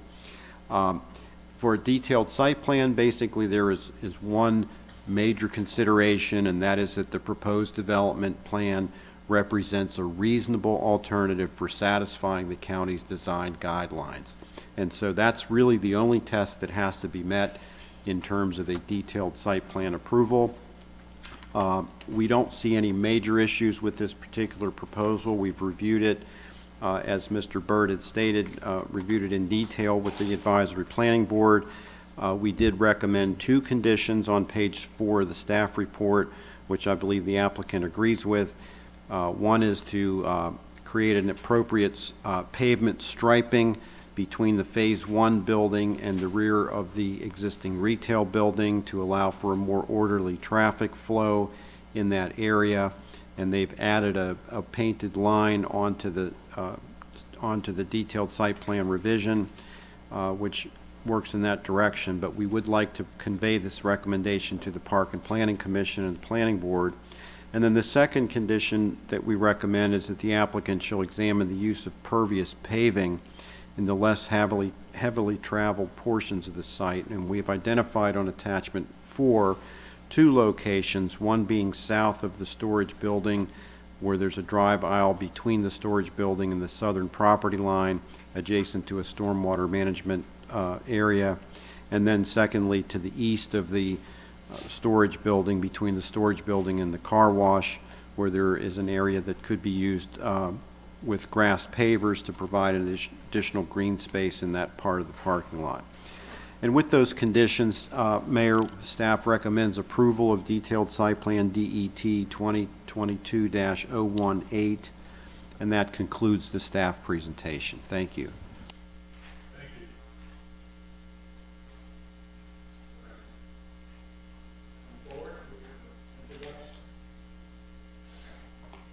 Good evening, Mr. Mayor.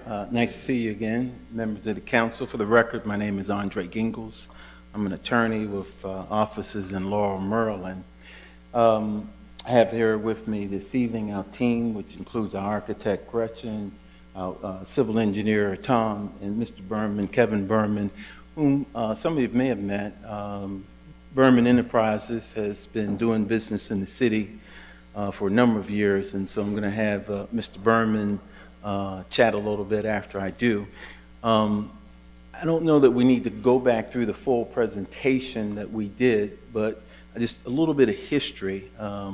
Most of you are aware that Berman Enterprises came to the city back in early part of 2012, 2013, and by 2014 had reached an economic development agreement with the city that involved its acquisition of the Bowie Marketplace, which was essentially a mall, and that mall would be demolished and some additional retail.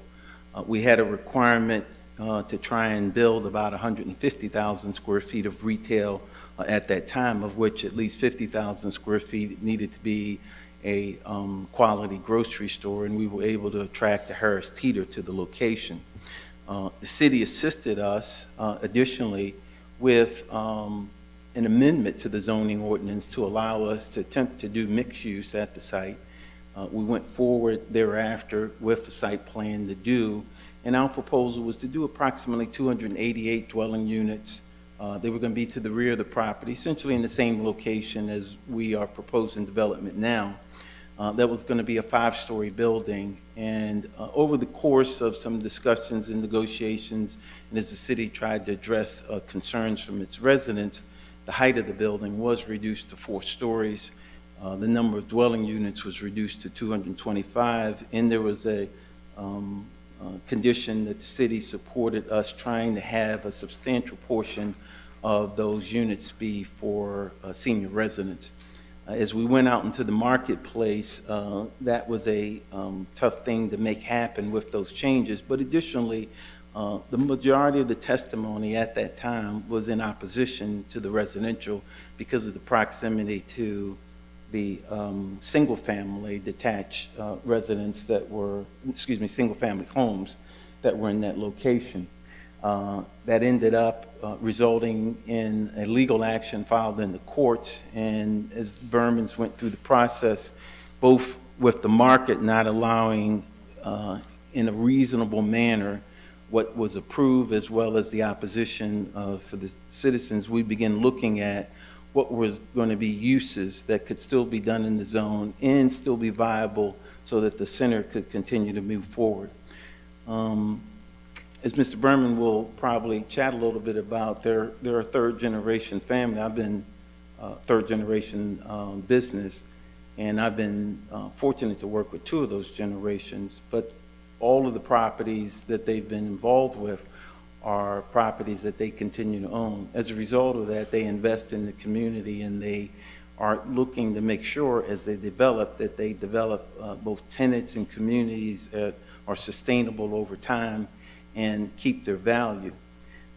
It's one of those, it's for that reason, as we went out into the marketplace, we were trying to make sure we could find quality tenants that we knew could sustain, be successful there, operate, and add value to the center so that you can keep the center and maintain it in such a state that it continues to hold its value over time.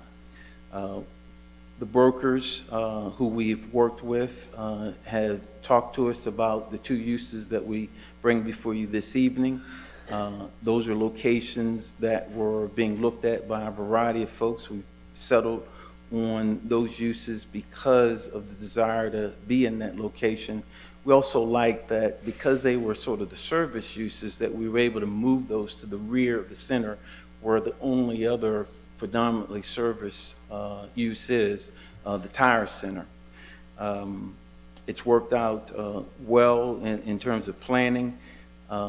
We had our architect look and do a lot of studying of the center to see that we could match, particularly the consolidated storage building, which is 3 stories in the first phase building and 4 stories in the second phase building, but still equivalent to the height that ultimately was approved with the multifamily.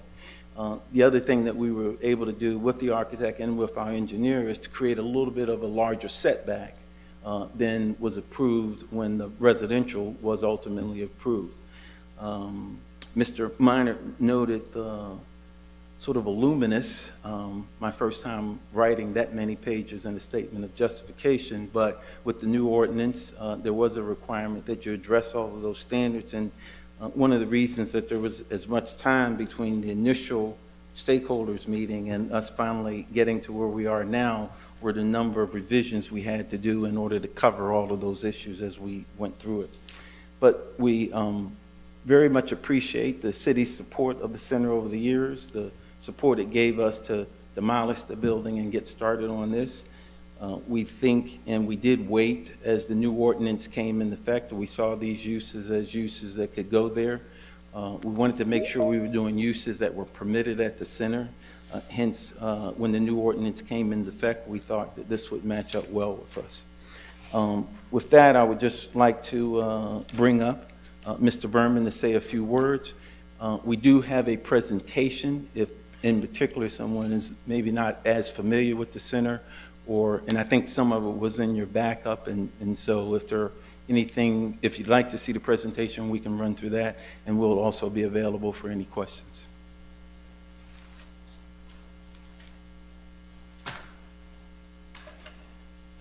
Thank you, Mayor. Thank you, Council, for having us here tonight.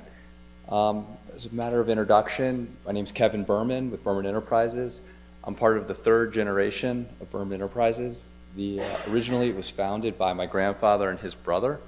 We were founded in Laurel, Maryland.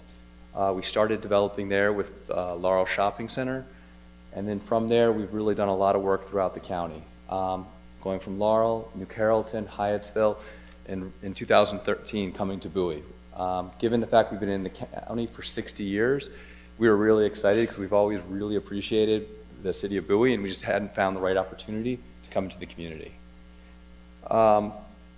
One of the hallmarks of how we operate is we really try to become enmeshed in the community, and with the projects we do, we build them and we hold them for long periods of time. So the goal isn't to try to create a flash in the pan moment, but to actually develop a property and then over time keep investing in the property to sustain what it is and sustain kind of the, being kind of a pillar or part of a community. With Bowie Marketplace, we really appreciated the city's support in helping us get the old building down and being able to put the Harris Teeter Shopping Center in there. With the Harris Teeter Shopping Center, for us, as with everything we do, but especially that center, we take a lot of pride in how it turned out and the tenant mix we put in between the aesthetic and how we maintain the property. So when we were looking to figure out what do we do in the rear of the center, we really were trying to figure out what are the uses that are going to complement what's happening in the front, that are going to help the existing, that are going to help the existing shopping center and to really only just enhance the property that we're the steward of. So with that, we worked with Gretchen, our architect, to really look to build and design based on the architectural elements we established in the front of the center. So from there, Andre, myself, we're here to answer any questions. Do we want to? Mayor, that's your call if you want us to run through the presentation or if any of the members would like us to.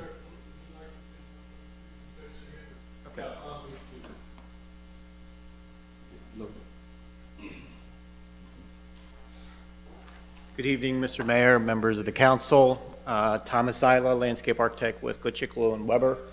I was going to quickly go through the site plan I believe you're familiar with the location and the rear of Bowie Marketplace.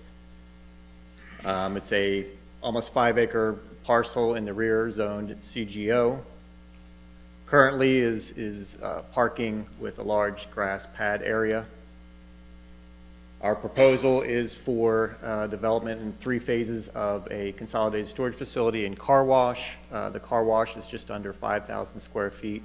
The consolidated storage will ultimately total 275,000 square feet. Here is phase 1. The car wash is located along Superior Lane. The existing entrance on the southern end was closed in order that the only entrance would be on the east side coming in, so that the stacking of the cars going into the car wash would have more room to queue. The drive aisle and the entrance there is along Superior Lane in order to do that, and then the drive-through car wash enables the cars to go through and then come out the other end, and then there's detail stations located within the parking lot. On the western side is the phase 1 consolidated storage facility. This is a 210 by 210 3-story building, totaling 132,000 square feet. As Mr. Gengel said, it is slightly further away from the 2 adjacent uses that was previously approved with the multifamily, as well as the buffers that exist along the residential side, along the southern side, and the park side have been actually expanded with this development, to further screen the use from those existing properties. The second phase adds a outdoor storage facility to the east of the building, approximately 13,000 square feet, which will be surrounded by fence and landscaping to help screen that use. And then the third phase would be the addition to the existing consolidated storage building, a 4-story, approximately 140,000 square feet to total that 275,000 square feet. So that's a quick run through of the basic site plan. Yes. Just real quickly, this is the existing buffers that are there now, which we will expand upon along the with the single-family detached and with the City of Bowie Community Center and Park, Acorn Park. And this is the architecture which is proposed for the 2 uses, the car wash at the upper left there, where you see the entrance going in and then coming out, driving through. And then the bottom is the consolidated storage facility. What you see is on access with the main drive aisle of Bowie Marketplace, which is the second phase, which is the 4-story. To the right is the phase 1 and 2 3-story building architecture. And again, I'll let Gretchen continue on that, but the colors and materials match the existing Bowie Marketplace architecture.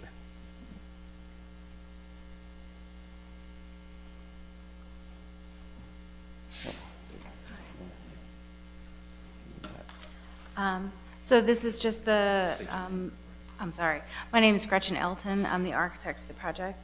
The final slide here is just a few images from the marketplace showing some of the items that we've used in our design of the self-storage facility.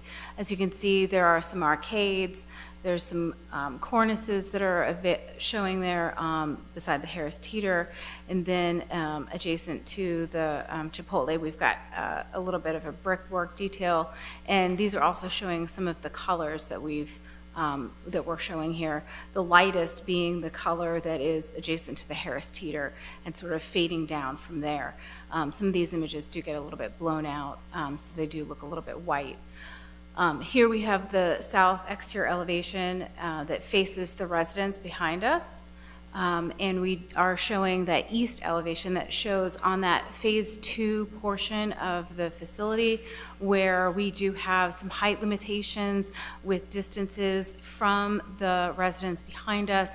We are adhering to the limitations of the 35 feet and the 45 feet respectively in the 150 and the 200-foot radius from those residences. Those sort of demarcation lines are shown on our little key plan there on the lower right-hand corner so that we can sort of see in plan and then also in elevation where we've stepped that building back on the phase 2 portion. So it is generally a 4-story building, but in the rear it is 3 stories for a portion there.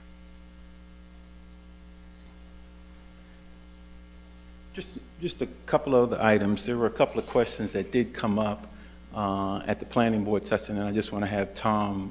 One had to do with some potential concerns about an entrance that we were closing and whether or not that was going to lead to some issues with the car wash. And we have an exhibit. Here was an exhibit that we prepared that shows the stacking associated with the car wash use. As you can see, that's at the bottom right is the access that's closed. The one up top is the main entrance that the people utilizing the car wash will enter into and then come around the front of the car wash and then go through the entrance aisles. These are actually 10 by 20 layout blocks that the county usually requires to make sure that there's enough queuing. There was a concern of how far that would go out and if there would be any conflict going into Superior Lane or other drive aisles of the development. But as you can clearly see, we could utilize at least 20 cars in this area before there's really any conflict with any other vehicular movement, you know, with the car wash or within the rest of the site. So there's the way it's designed, it gives plenty of room for a lot of cars to be able to go in this car wash. The one other thing I wanted to touch on, the upper left there is the striping that we had talked about, Joe with the city of Bowie, Mr. Minor, sorry, was concerned with the amount of asphalt that was behind the shopping center and such a large expanse that we proposed pavement markings to kind of delineate the utility uses behind the building of the existing commercial architecture and allowing for drive aisles going through, including, you know, the tractor trailer movement to the Harris Teeter as well as the two-way movements to the Consolidated Storage Facility and the auto repair facility located in the rear. So we propose that in order to give a little bit more definition of that expansive asphalt area just for more safe vehicle movements. And the last item I just wanted to maybe bring to the council's attention is there was questions about the timing in terms of the development. We expect if our entitlements continue to move along that we would be commencing development probably in the fall, late summer or fall to commence the grading of the development. Would expect to have that first consolidated storage building up inside of a year or so, in approximately 2 years or so to lease up the full space, after which when we sort of see that momentum going, we'd be in a position to commence development on the second building after that. So with that, I'll available for any questions, and if I can't respond, I'll have one of the folks behind me step up to the mic. First, just thank you for being here this evening. I will ask a couple of just general things that you just said. So you're expecting to move completely forward within 2 years, seeing how the first phase goes and whether or not there's the need for the second, and then move to the second phase. Correct. And this has nothing to do with the site plan per se, but what is the useful life, pretty much, what you're looking at with the storage units and with the car wash? So You know, generally, and this is a general response for I most got you. retail That's service, what sure. it is. The useful life is that in terms of the square footage that is being used and the rent that is being paid, that it still makes sense for the center. At some point, centers get redeveloped as a result of the uses being such. So I think everyone sort of goes into a situation based on your leases, which are going to be 10.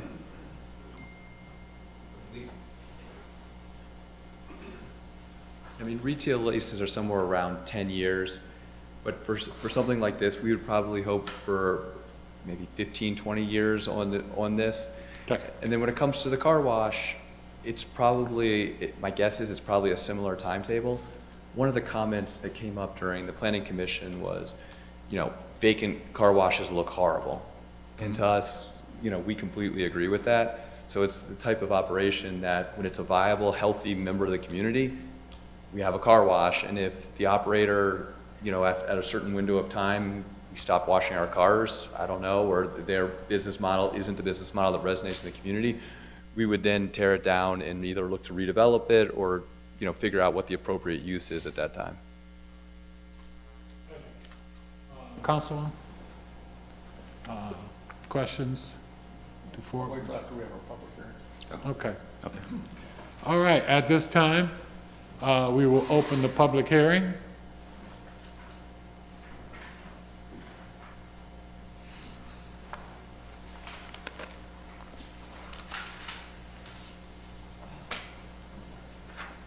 Thank you. Larry Swank? Good evening. Oh, good evening. I just wanted to make a couple of comments. I wasn't able to attend the last meeting that you all had. I did participate in the October meeting that we had. That wasn't handled very well. I mean, it was run well, but we were supposed to be able to ask questions. And what we were allowed to do was type in questions. And then those questions were joined with other people's questions. And then we didn't get a lot of discussion from the contractor on those items. And I just felt that you know, was not completely or properly done to get the input from the public. Let me start with just I'm only going to cover a couple of little things. One of them has to do with the 3- and 4-story issue. That 3- and 4-story, and you all know it, the 3- and 4-story is from the residence, 3 stories, and as you approach the shopping center, it goes up to 4. It's not back the other way. It's not a 4-story building behind me. And that's my 118 feet for your phase, for the second phase. And that's the way that's the way the plans were designed for the residences, and they went up to 3 stories and back approaching. And that was done because of county guidelines that says you go from the residential and you go up, you build up. You don't start part of it 3 stories, part of it 4 stories. I personally think that if you did the split and halfway down you went up to 4 stories with that first unit, you could put in more units there, doing it that way, and you'd only have to build that 4-story elevator one time. I mean, why are you going to build it twice? Why are you going to build a 3-story elevator and then do a 4-story? And why are you going to have 2 main entrances that you can't really control? The biggest problem you're going to have is security. And I think it would be a wonderful use, you know, for the back there. I was there 2 decades with the movie theaters. And the movie theaters were high, but they were a nice brick. They weren't some whitewashed thing. They were like what you have going down Superior Lane with Harris Teeter, looking just like that. And it would be very nice and attractive across the back of those houses. And I wouldn't even give you a hard time about being within the footage where you can't go to 45 feet. I've got about 5 feet on you, I think.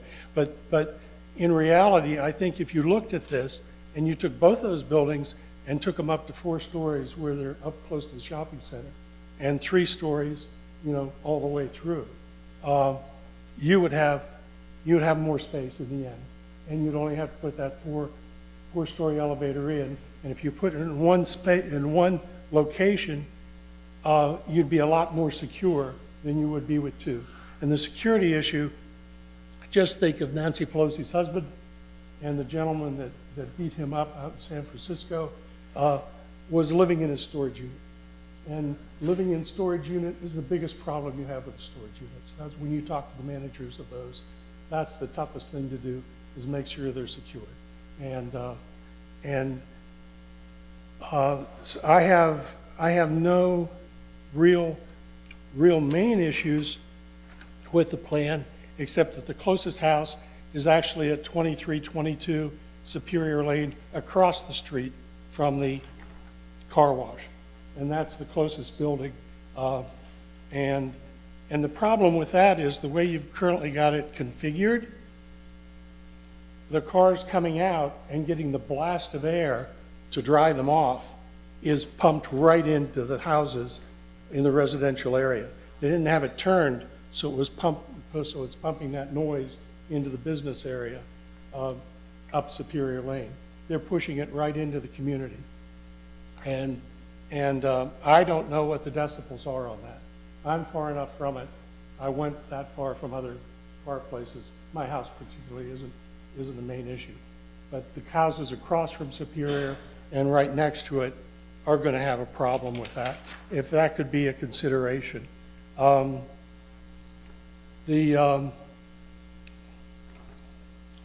In the staff report that was done, the comments and the answers that appeared to come from the contractor on how they would comply seemed incredibly vague. I mean, the standard was, and behind me, they can only go 16 feet high with their lights. And that can't be 16 feet on top of a 3 or 4 foot concrete pad. I mean, it's 16 feet high, you know, off the ground.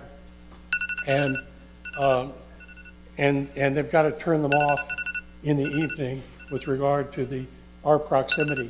And that's the way the previous shopping center ran. When things shut down in the evening, everything went off in the back except what lit up along the building, and that was downlighting from the theater and on all the stores around. And there were no high overhead lights on. I was concerned, let me see if I make sure I don't want to take up a lot of your time. The only other thing was it looked like there was going to be really, really tight parking or no parking on the parking spaces. I didn't see any parking spaces created for Acorn Hill Park. When the city gave them the property at the end of Sage Lane that was part of the city and had the spaces along Acorn Hill Park, the diagrams in our agreement with them show that those parking spaces were part of the park. They weren't part of, and that was, so but it just appeared that they were gone. And a last shout out to Cheney. Usually I see 20 to 30 cars parked out in those spaces. And tonight there were 15 parked outside, and there were 6 cars parked inside his 7 bays. So he has 7 bays there, 6 of them were full of cars, and there were 15 in the parking lot overnight. And so I think in reality, you need to plan for something that he would have access to that would accommodate 25, 30 cars. And I'm very sorry I missed the other meetings. And that's all that I wanted to comment on. Thank you.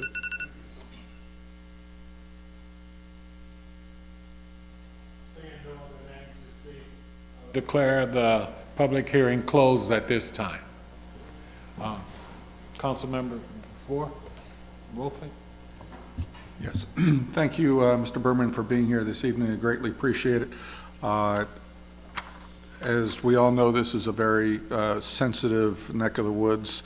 It has been the downfall of many, and it's been unfortunate that it's been so problematic. I mean, it's been difficult for all people on all sides of the equation. So I think we're getting close to being somewhere where we have some place to go. I did, outreach to my constituents and the neighbors in the area. There continues to be the usual, objections to development in general. I ran into people who was like, no and heck no, and why do you need to do anything with the property? And well, the answer is because you bought a piece of property that needed development, and it's your right and your entitlement to make good business use out of business property. That having been said, there were also a fair number of people who were like, well, I wish the apartments were there. A couple people said that, and I said, oh my, gee whiz, we're not going to relitigate that. And then we had a far greater number of people who said, well, at least it's not apartments, and it's not as bad, which I would suspect is, I would say, a pretty low bar in terms of people's appreciation for it. And then within the community as a whole, there is a prevailing distaste for having storage facilities in these mixed-use places. It's not specific to your property. It's just a general distaste. People see it as a downgrading of the real estate, a downgrading of the look and feel. They're always hoping for a more pleasant shopping experience, and storage facilities don't come to the fore when they think, oh, some more upscale utilization of our resources. So I do know that there is, you've gotten this in under the wire, if you will, that there's entitled use for this based on when you filed your request. But I also know that at the county as a whole, they're going back and revisiting this very issue for that very reason. So with that having been said, I'm not really supportive of a storage facility for the same reasons most people are not. I'm not sure I can do much to do that other to preclude it, but I would say that we should be in a position here perhaps to take a look at where we are and try and put a little polish on this. And the reason I say that is I'm not sure how we get to anything that satisfies everybody, but I do think that based on the experience I had knocking on neighborhood doors, that we can do at least some things to ameliorate some concerns. Some of the overarching, once you get past the, don't do anything at all, why can't you just put a park there, type of attitude. There was significant concern about a big box in my backyard, and it's 4 stories, 5 stories tall, and it's going to look really even more ominous because it's one big giant box construction. And I know there is one gradation, but it's more left to right than it is front to back, and I think that that's more about your development schedule. You're wanting to start with a 3 and then go into a 4. That ends up putting the 4 actually closer to where people could see it.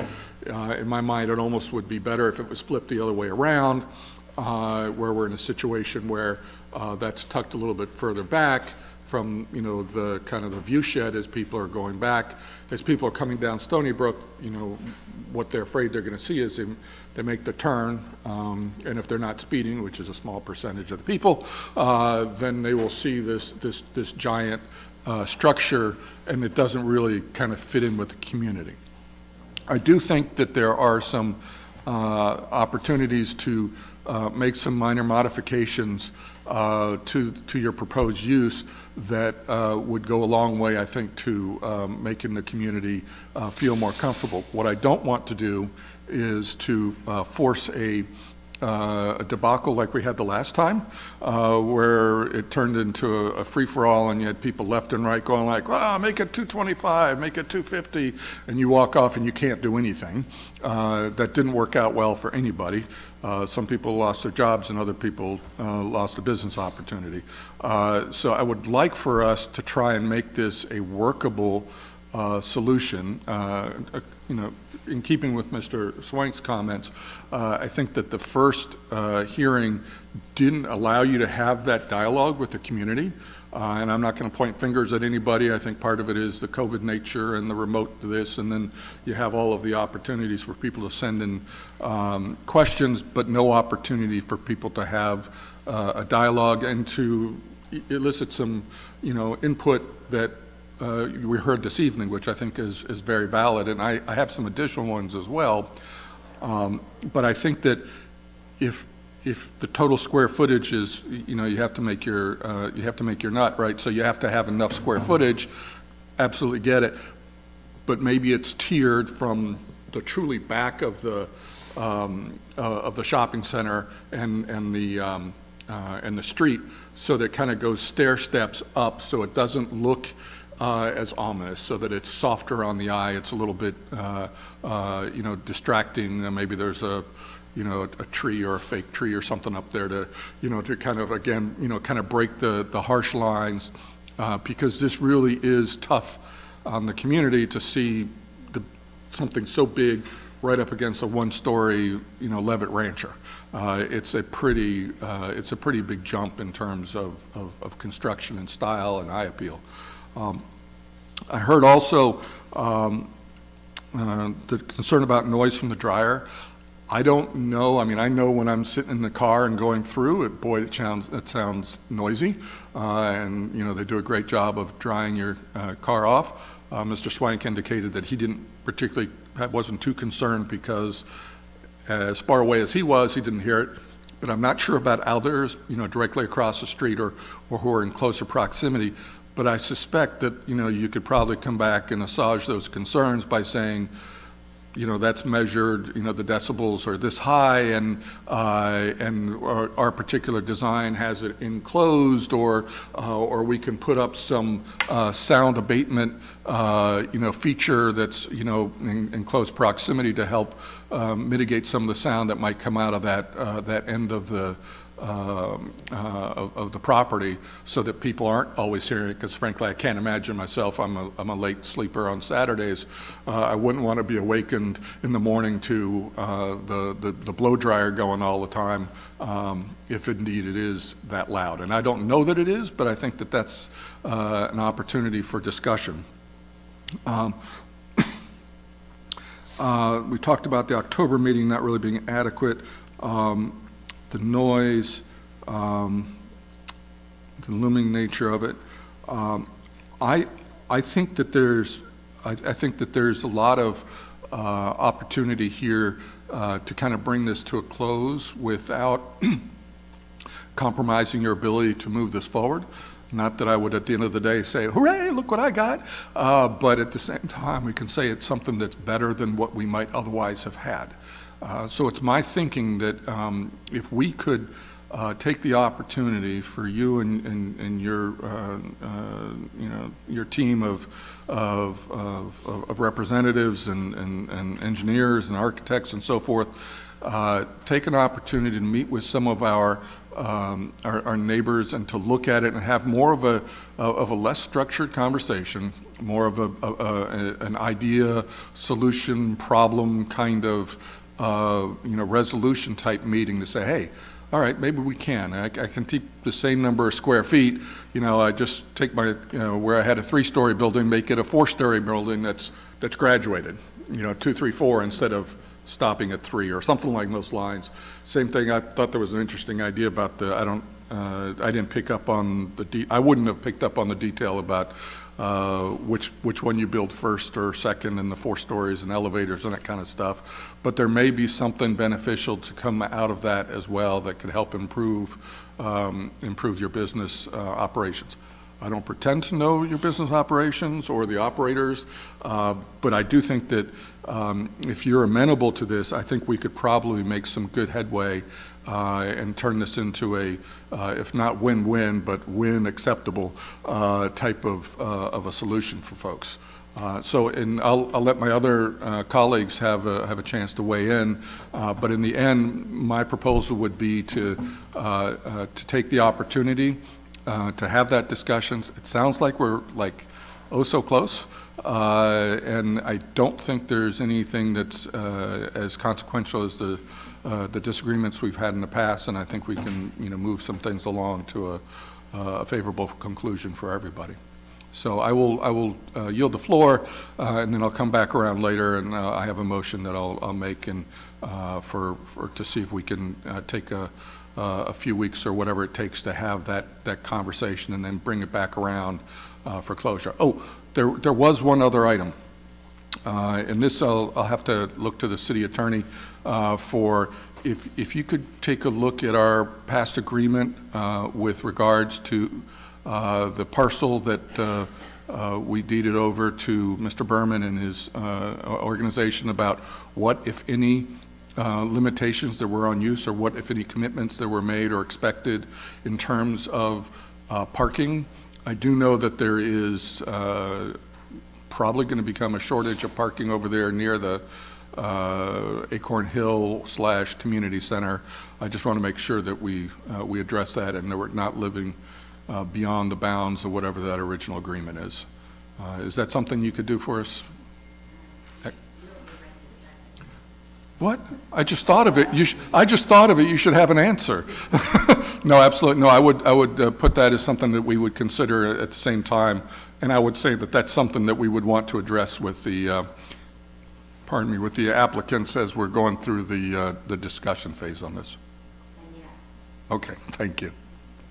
Thank you, Mr. Mayor. Thank you so much, Mr. Mayor. Sorry, bear with me. I think my allergies are attacking me as we speak. My first question is on the amendments that have,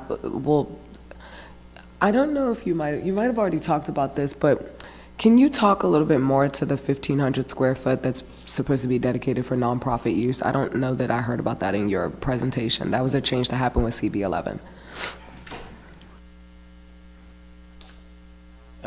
Yes, again, on the record, Andre Gingles. That amendment is specifically oriented toward a consolidated storage that is within the I-495 Beltway.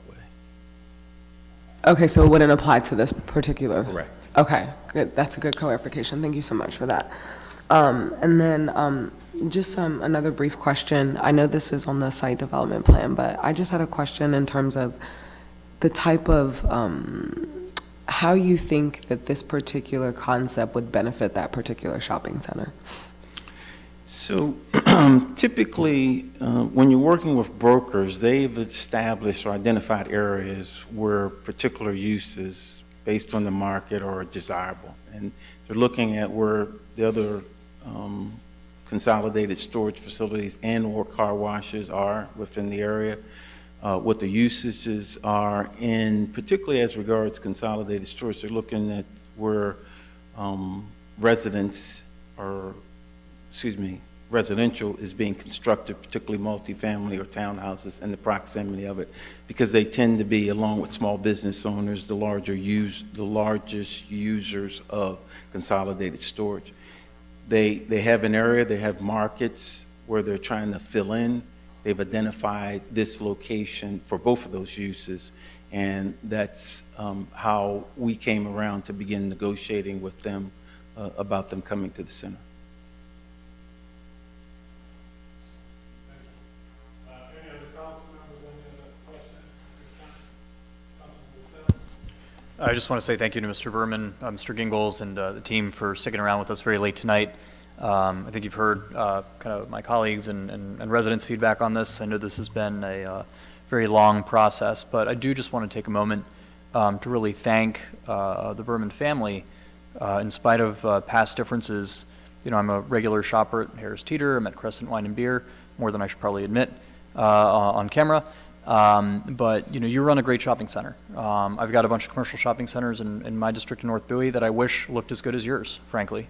It's clean. I don't see trash everywhere. The aesthetic qualities of the building surfaces are really excellent. Your commercial tenants all seem to be really happy. I talked to the guys who run the halal place, and I've heard all from the folks at the Peepers Eye Center. And I mean, your business tenants are really happy, and it's very clear that you guys really put thought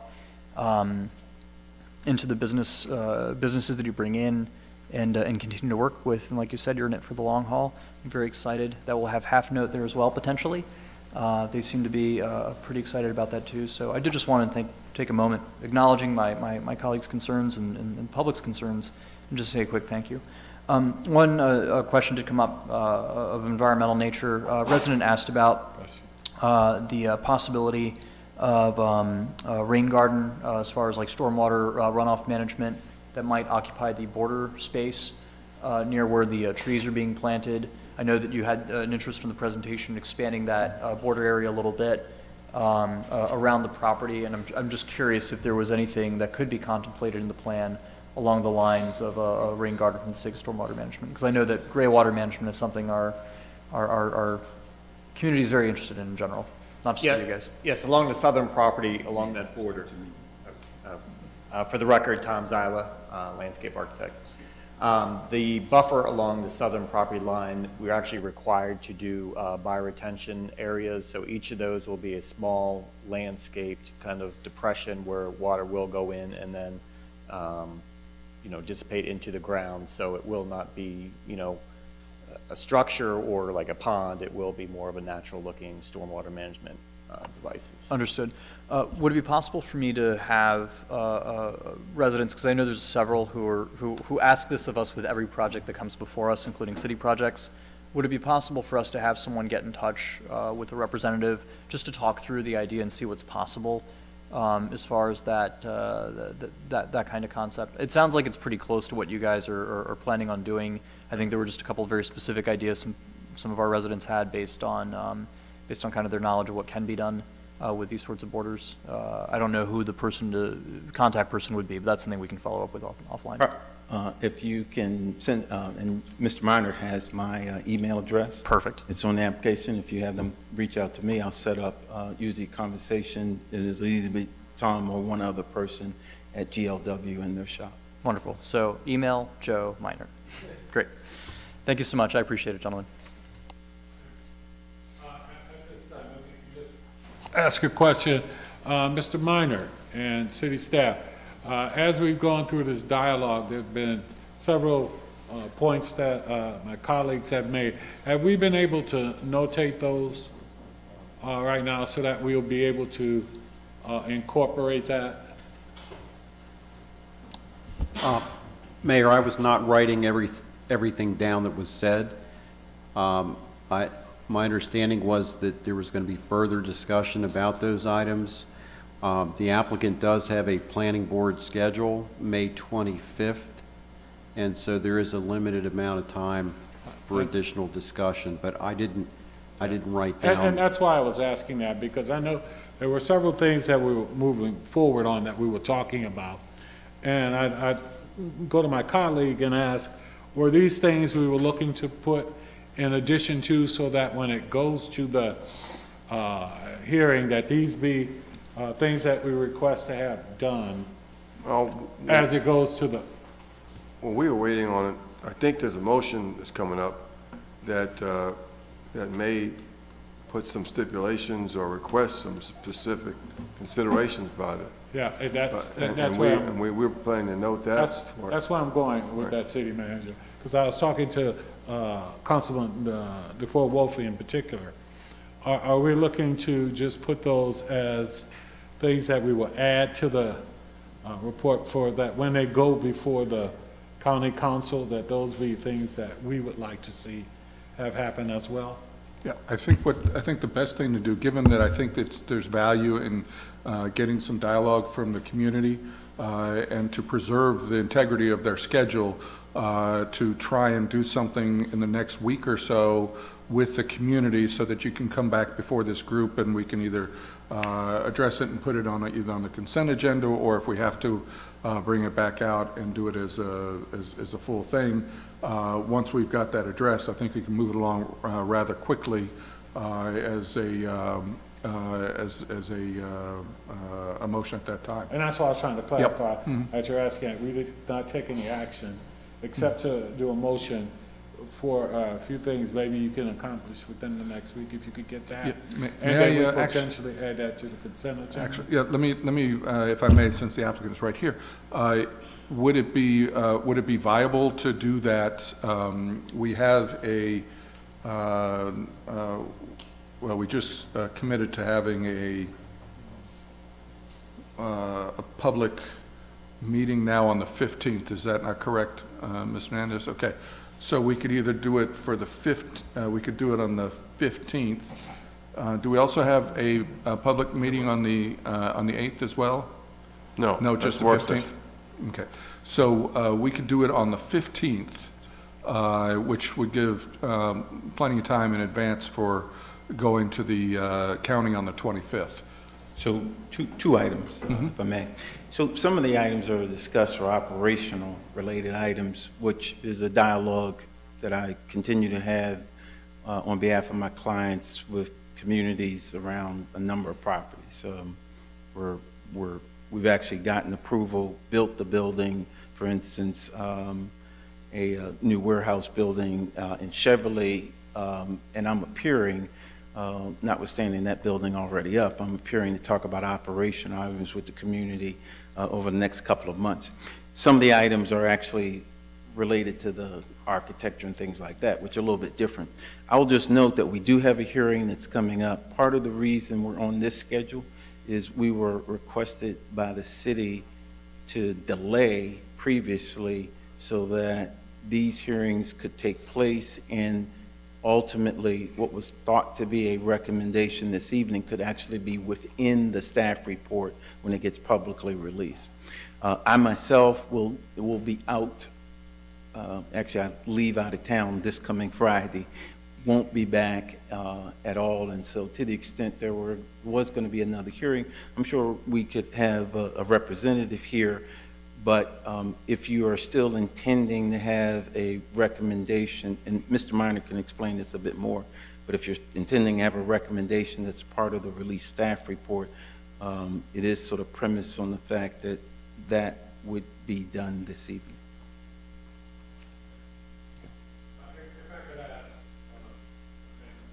This is more to staff.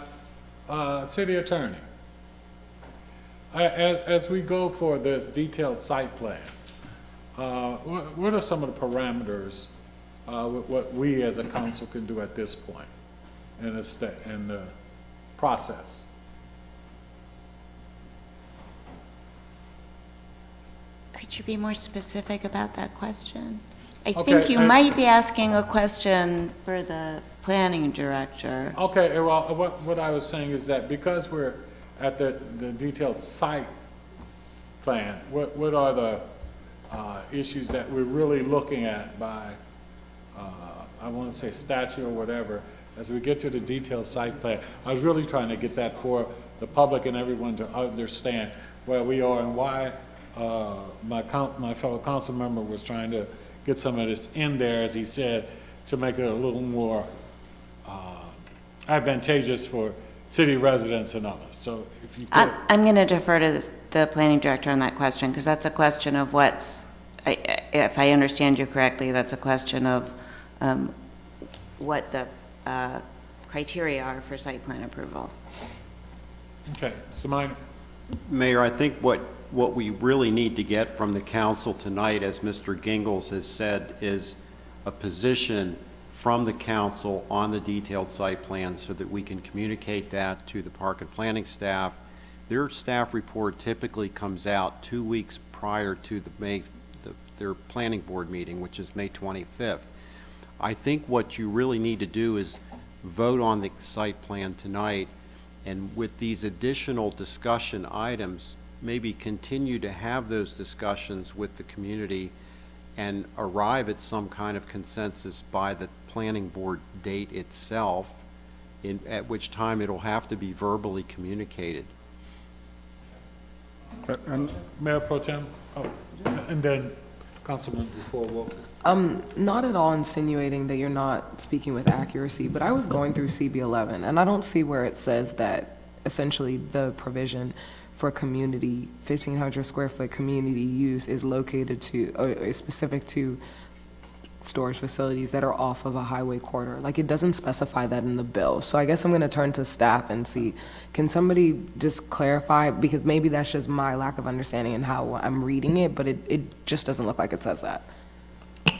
Council member, I believe you're correct. My understanding, I don't have the bill in front of me, but in the commercial zones in which these uses are permitted, that was a requirement of all of the zones. So wouldn't that apply to this property as well? Yes, that's what I'm saying. Because I have the bill in front of me, I have it up. You have the enrolled bill? For CB11, and it doesn't say anything that it's only limited to properties that are within an I-95, 495 radius. So that would mean that this property would still need to have that 1,500 square foot requirement as well. I've read that bill several times, and I'm fairly certain about it. I don't have it in front of me. If you actually have the physical bill, I'll sort of see if I can find that link. Oh, you're reading it off your computer? Yes. Yeah, okay. You have a physical copy, Joe? Excuse me, Mr. Meyer? Somebody want me to go print it?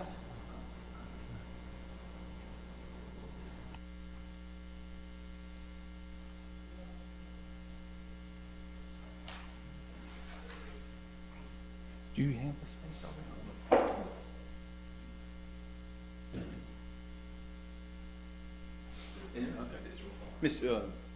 Mr. Berman just indicated if that is a desire of the council, that's not a problem for them, but I'm fairly certain, because it had something to do with a particular project in Cheverly in Mrs. Ivy's district, and it was in there. But in either case, Mr. Berman indicated if that's a desire of the council, that's something that we can accommodate within the building. I mean, if it's part of CB11, we're going to Yeah. comply with it. Oh, we're going to comply, yes. Yeah, I mean, if it's part of If it's part of the bill. That's not our current understanding. If that's what it is, sure. Like, We didn't show anything on the plans Plan. because we didn't think that it applied to us. Okay. And we didn't get a comment from staff so far, but we may get a comment, in fact, in the staff report indicating that we need to show that space in the building. Right, because it's my understanding that that space also has special requirements in terms of the way that it has to be constructed and the type of entrance and exit that the community would need access to separate from the facility itself. Is that your understanding as well? Yeah, yes, for that space. Yeah, yes, for that yes, particular yes, space. yes. Yeah, it was. Can't believe I misread it.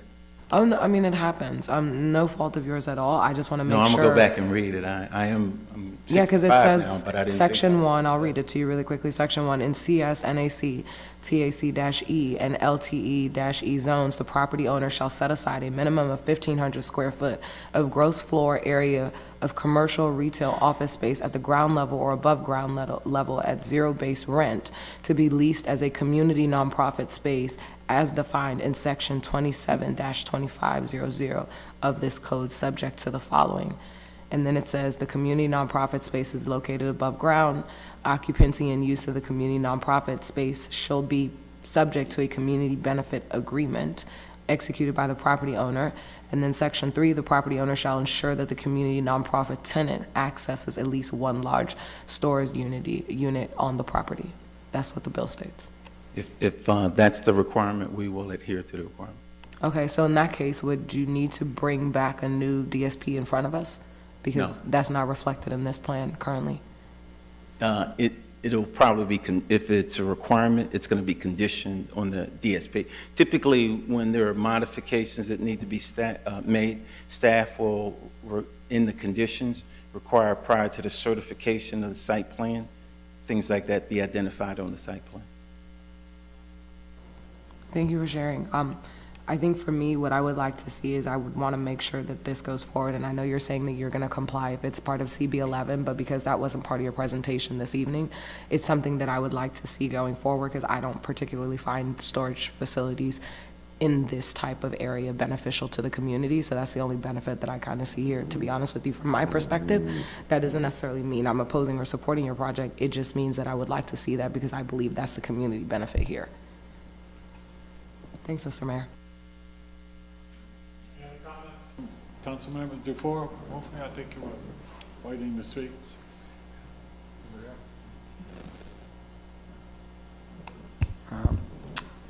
Yes, Mr. Mayor, I'd like to make a motion to table this discussion until our next meeting on the 15th of May, to allow the applicant to have time to have a proper dialogue with the community members, specifically to address the nature of the height and stair-stepping of the structures, and to discuss and address noise mitigation, to ensure that there is provision for nonprofit space, and to allow our city attorney to review the arrangements that were entered into with the transfer of the property, to ensure that we have the proper usage of that segment of the property, specifically with regard to parking. Mr. Mayor, I'd like to second that. Councilmember Gardner. It's been moved and probably second. Discussion? Any discussion at this time? I just have one quick discussion item. Mr. Berman, your team has been very responsive, from what I can tell, to direct public engagement. Is it safe for me to tell the public that if they have any specific concerns, they could reach out to a member of your team directly during this period as well, in case for some reason people aren't able to make a meeting, or one person's here tonight, so clearly the community doesn't have that many thoughts they feel that strongly about. But if there's someone who for some reason we can't get in the room at some point, they can just call a member of your team, right? Okay, cool. Just want to make sure. Thank you. I think, and to the extent, particularly if it's written correspondence, if they would CC Mr. Minor on it along and direct it to me.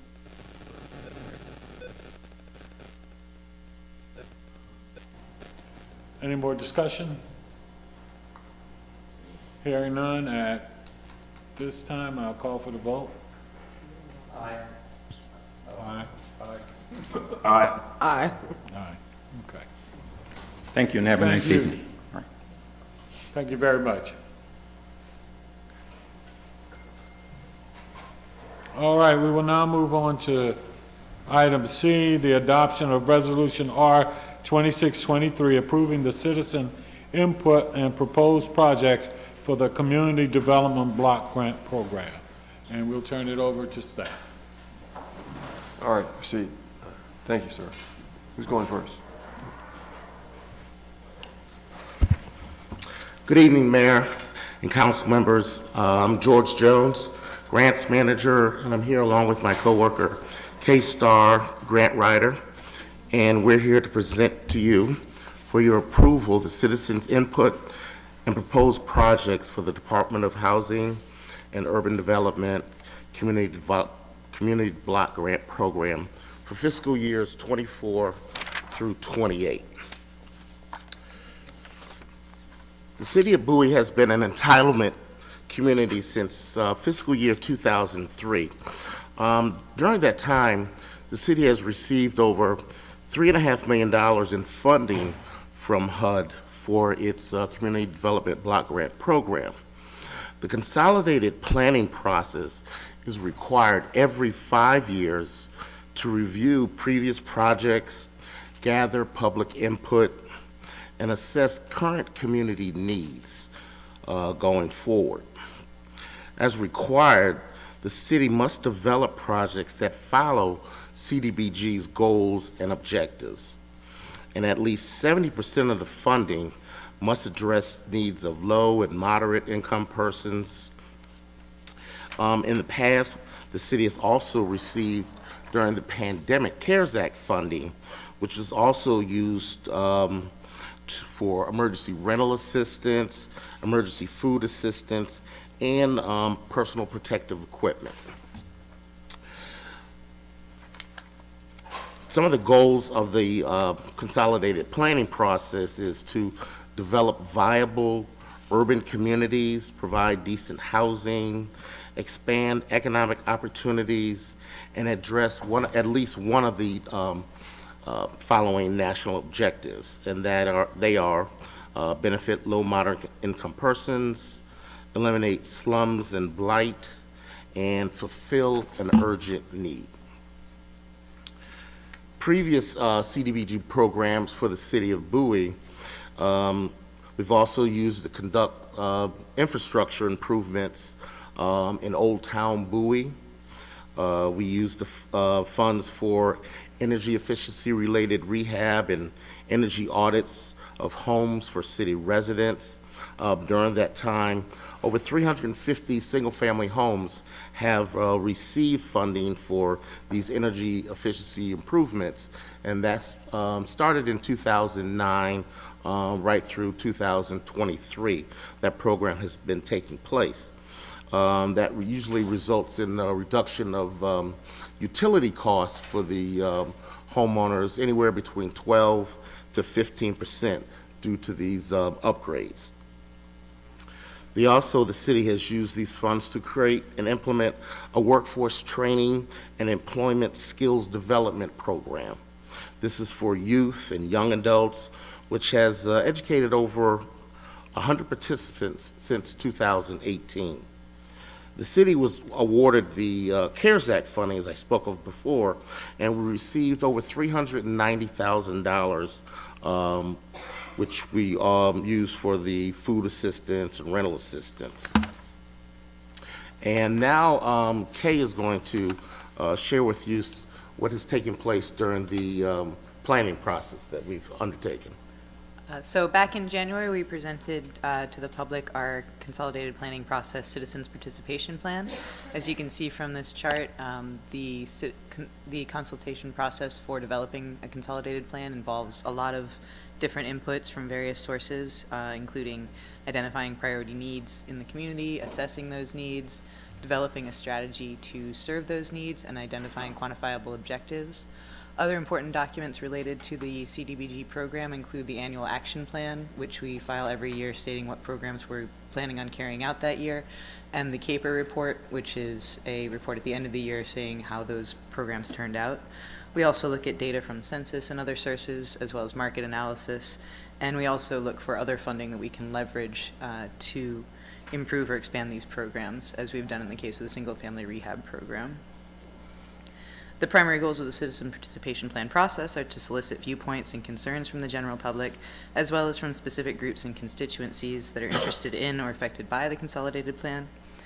We also invite participation by anyone who's interested in helping to identify the needs and developing strategies to address those needs in the community, and to gather data that accurately describes and quantifies housing and community development needs and suggest workable solutions.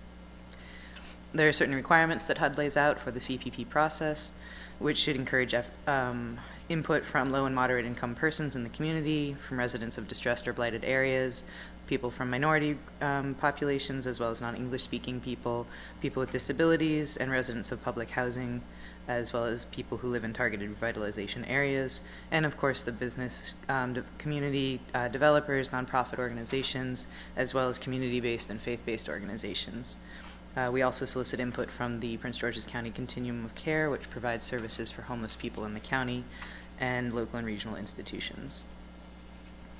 The CPP must also describe the process the city will use to allow citizens to review the plan and submit their comments, which we did back in February, which includes how it was published for review. We make it available online as well as at libraries and the Bowie, some other locations in Bowie. Also, when we notify citizens of hearings and the 30-day comment period, and a summary of technical assistance provided to any group seeking funding assistance. The city of Bowie held public meetings to gain input from citizens over the past couple weeks.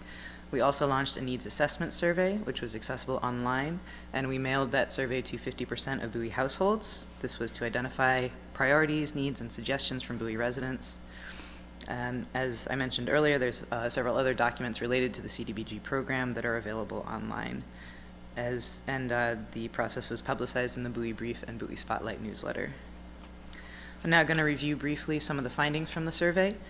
We have had over 1,000 respondents, 87% of whom live here in Bowie, 13% both lived and worked in the city.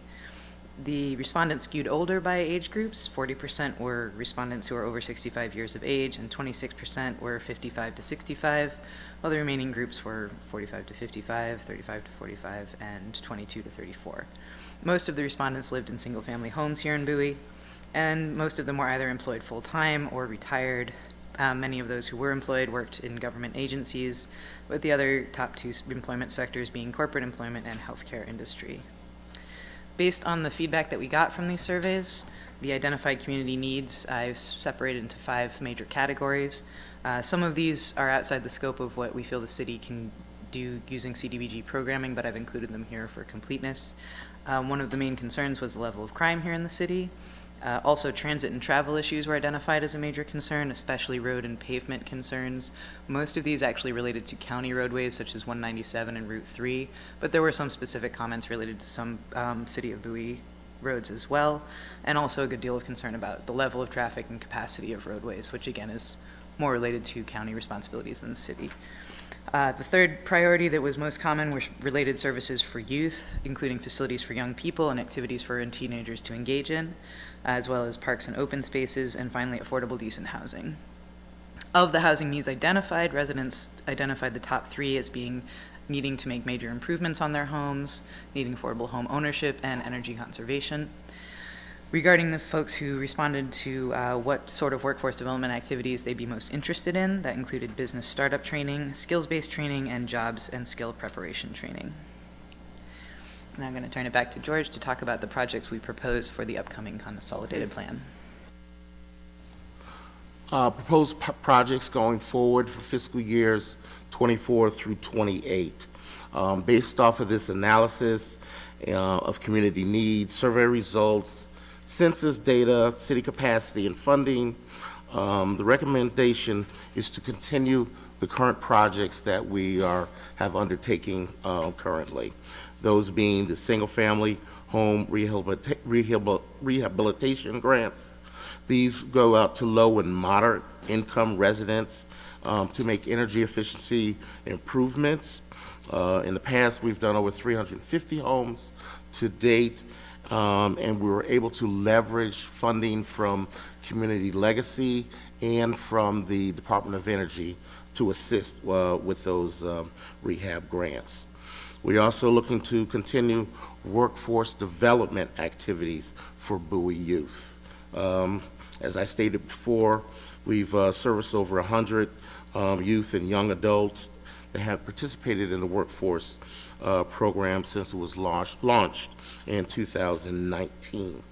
We also do fair housing education annually, and we're looking to continue having speakers come in and provide their expertise as ongoing analysis of impediments to fair housing and report for Bowie and Prince George's County residents as well. And at this time, having satisfactorily completed all the requirements for the 24-28 con plan submission, and with the ongoing continuing need and demand for programs identified, we ask that you approve Resolution R 2623 and adopt proposed citizen input and proposed projects report, and authorize the city manager to develop programs and projects as outlined. Thank you. Thank you. At this time, I will declare the public hearing open. Do we have any comments? No, Mayor, we don't have anybody signed up to speak, and we didn't receive any comments for this item. Okay, at this time, I will declare the public hearing closed. I will entertain a motion at this time. So, quick question for staff. When do you need a vote on this? Today. Today? Today, yes. How much money in total did we get from HUD last year for all these programs? For all the programs last year only? Yes. We received $188,000 for the HUD programs. That was for the single-family rehab, the workforce development, and the fair housing was $188,000. In addition to that, we also took in the $390,000, but that was over a 2-year period for the CARES Act funding. Am I mistaken in understanding that we potentially missed out on some CARES Act funding because we participate in this particular program? Well, I mean, the fact that we're an entitlement community put us in a different category than Greenbelt, College Park, Hyattsville, and we had to compete against cities that had exceptional poverty rates. And basically, we ended up being at the bottom of the stack because they had a greater need. And as a result, we got almost roughly $4.7 million when College Park, which is half our size, got $20 million. And Hyattsville got 18, and Greenbelt got, I think, almost 35 or something like that. So that's what happened. But as a result of being in this category, I think we've been an entitlement community for 15 years now, something like that?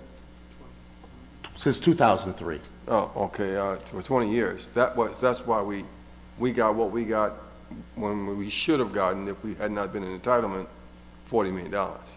And I'm so sorry, just so I understand, just so I'm clear, does our participation in this program, is that what determines us as being an entitlement community? Yes. So if we chose not to participate in this program, we wouldn't be considered an entitlement community. That's correct. And so we would have had access to potentially $20 million more in CARES Act funding, no? More than that. More than that. $35 million more, probably. So because we participated in this program, we got $188,000 last year, as opposed to potentially $35 million.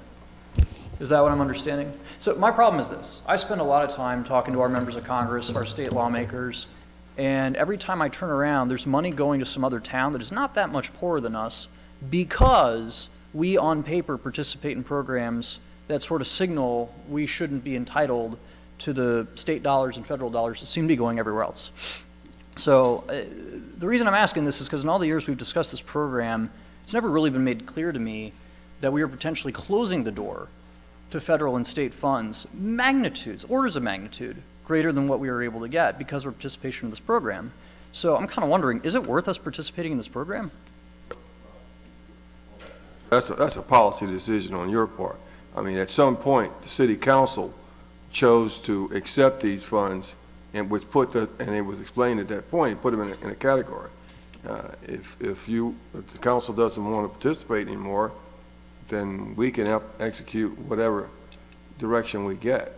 But that's not we don't know, however, we can't predict what we'll lose because, or what we won't, or will or won't get because we are an entitlement community. Mm-hmm. We can make some assessment, George. To expand on that a little bit further, the funding that came as a result of the pandemic and the federal funding, this is the first time this type of funding has ever come to local governments. So this could not have been anticipated at the time that the city made its decision.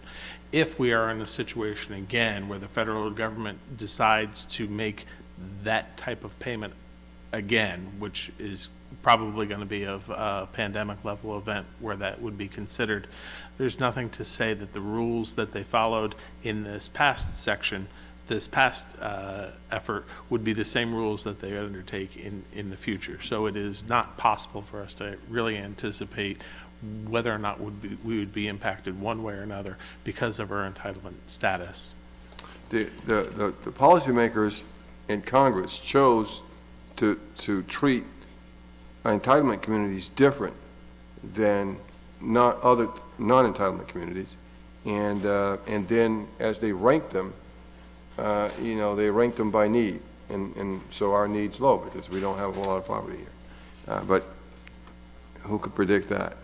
So, very straightforward. For the amount of staff time and personnel we need to administer this program year to year, are we getting more money from this program than we're spending in staff time, personnel, and administration? Well, we'd have to take a look at that, and we could look at this, we could take a look at our budget and come back and tell you that question by next week. Because for $188,000, I could save a lot of time in surveying people and spend $188,000 on something in our capital improvement program. You know what I mean? So I know that we're on a deadline. I know we've delayed every other decision tonight, and we can't do that with this. But we need to take a look at this, guys, because all I know is for $35 million, I could have bought that land from Berman, put it in a frickin' park, funded my entire capital budget program. I wouldn't be talking about a 5-cent tax increase this year. I'm upset. I'm upset when I look around at what my neighboring towns are accomplishing. College Park gave $600,000 to bring in a frickin' steakhouse and a breakfast nook. So, you know, I'm annoyed. I'm annoyed is all, and I'm expressing that at 11 p.m. at night, and I know it's none of your fault. So, if you need to vote on this, I'll vote yay for now, but with the big caveat that this year we're going to have a long conversation about whether or not it's worth participating in this program. Thank you. And just for the record, one of the things we discussed with our congressionals was how unfair we felt this program was to us. And the problem that we understand is that they used a formula that was not specifically designed for this issue, but one they had designed for something else. And so we have addressed that with our congressionals, and I think that's one of the things we do need to take a look at moving forward. With the city manager just stated it, actually just whether or not it's a beneficial process to us from a dollar standpoint, i.e. the cost of grant writing or whatever it takes, or just managing it and that kind of thing. And if you could come back for future of how we do this, I think it would be very good for us to just take a look at that and just make sure on that. We'll be able to talk about that in the future, for sure, Mr. Mayor. Thank you, City Manager. Yes, Councilman Dufour Wolfe. Thank you, sir. Actually, I want to follow up on that. I'd like to take a look at this as well. And to me, it's also a question of the time and effort, and is it distracting us from, you know, putting those resources on something that's more valuable to the community as well. So it's, I know it's a challenge, but I wonder myself what the, you know, at the macro level, whether it's worth all the time and energy on it for a community that, you know, if all we're qualifying for is about 180 grand, we just may not be that needy. And it may be a program that's better suited for people with bigger problems than we have. The other question I have is, you mentioned earlier about the need for a vote tonight.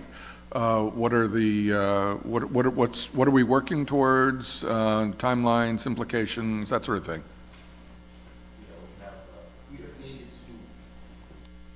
We needed to submit this plan to HUD in order to meet that HUD deadline, so we stay on target with our reporting.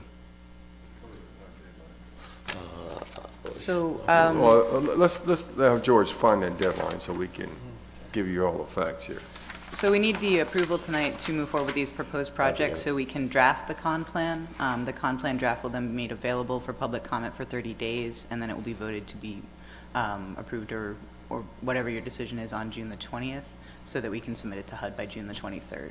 There you go. So it sounds to me like if we give you the green light to move forward with what we're talking about right now, we can move in parallel paths.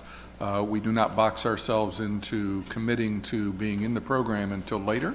Is that correct? So right now we're getting your approval to move forward with the draft plan based on these projects that we've proposed. And then we have the, as I mentioned, the 30-day comment period, and then we will present the final plan to you in June for approval and then submission to HUD. So if we, subsequent to this meeting, through our budget process, decide that we don't care to pursue this opportunity going forward, we could pull out of it later. That would be at the June meeting, yes. Okay, thank you. In that case, I don't have any objection with us moving forward, so that we can work in parallel paths and have the right information to make the right decision without being rash one way or the other. Thank you.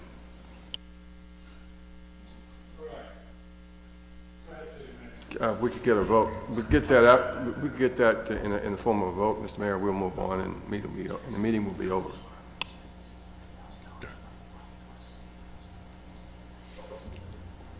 Well, we need a vote to proceed. Okay. All right. Any more discussion? Open to No. a motion? Henri Gardner, was that you, Councilman? Yes, sir, I was saying I had nothing to say. Okay, thank you. At this time, I'll entertain a motion. Well, we need a motion approving the citizens' input proposed projects for the That's- community development block. All right, motion to approve. Second. It's been moved and properly second. Any discussion? Hearing none, call for the vote. All in favor, please respond with an aye. Aye. Aye. Opposed, same favor. Nay. Hearing none, motion I said nay, but that's. nay. Carried. One, but the motion still carries 4-1. Thank you, Mr. Mayor, appreciate it. All right, thank you. I will now entertain a motion to adjourn. Mr. Mayor, I would like to make a motion to move to adjournment. Second. It's been moved and properly second. All in favor, please respond with an aye. Aye. Aye. Opposed, same favor. Hearing none, motion carries. Again, thank you, everyone, for being here, taking the time. City staff, as always, we appreciate all that you do, and for those who came before us, and to the public itself for bearing through us. Everyone, please have a good evening, and stay safe. Good night.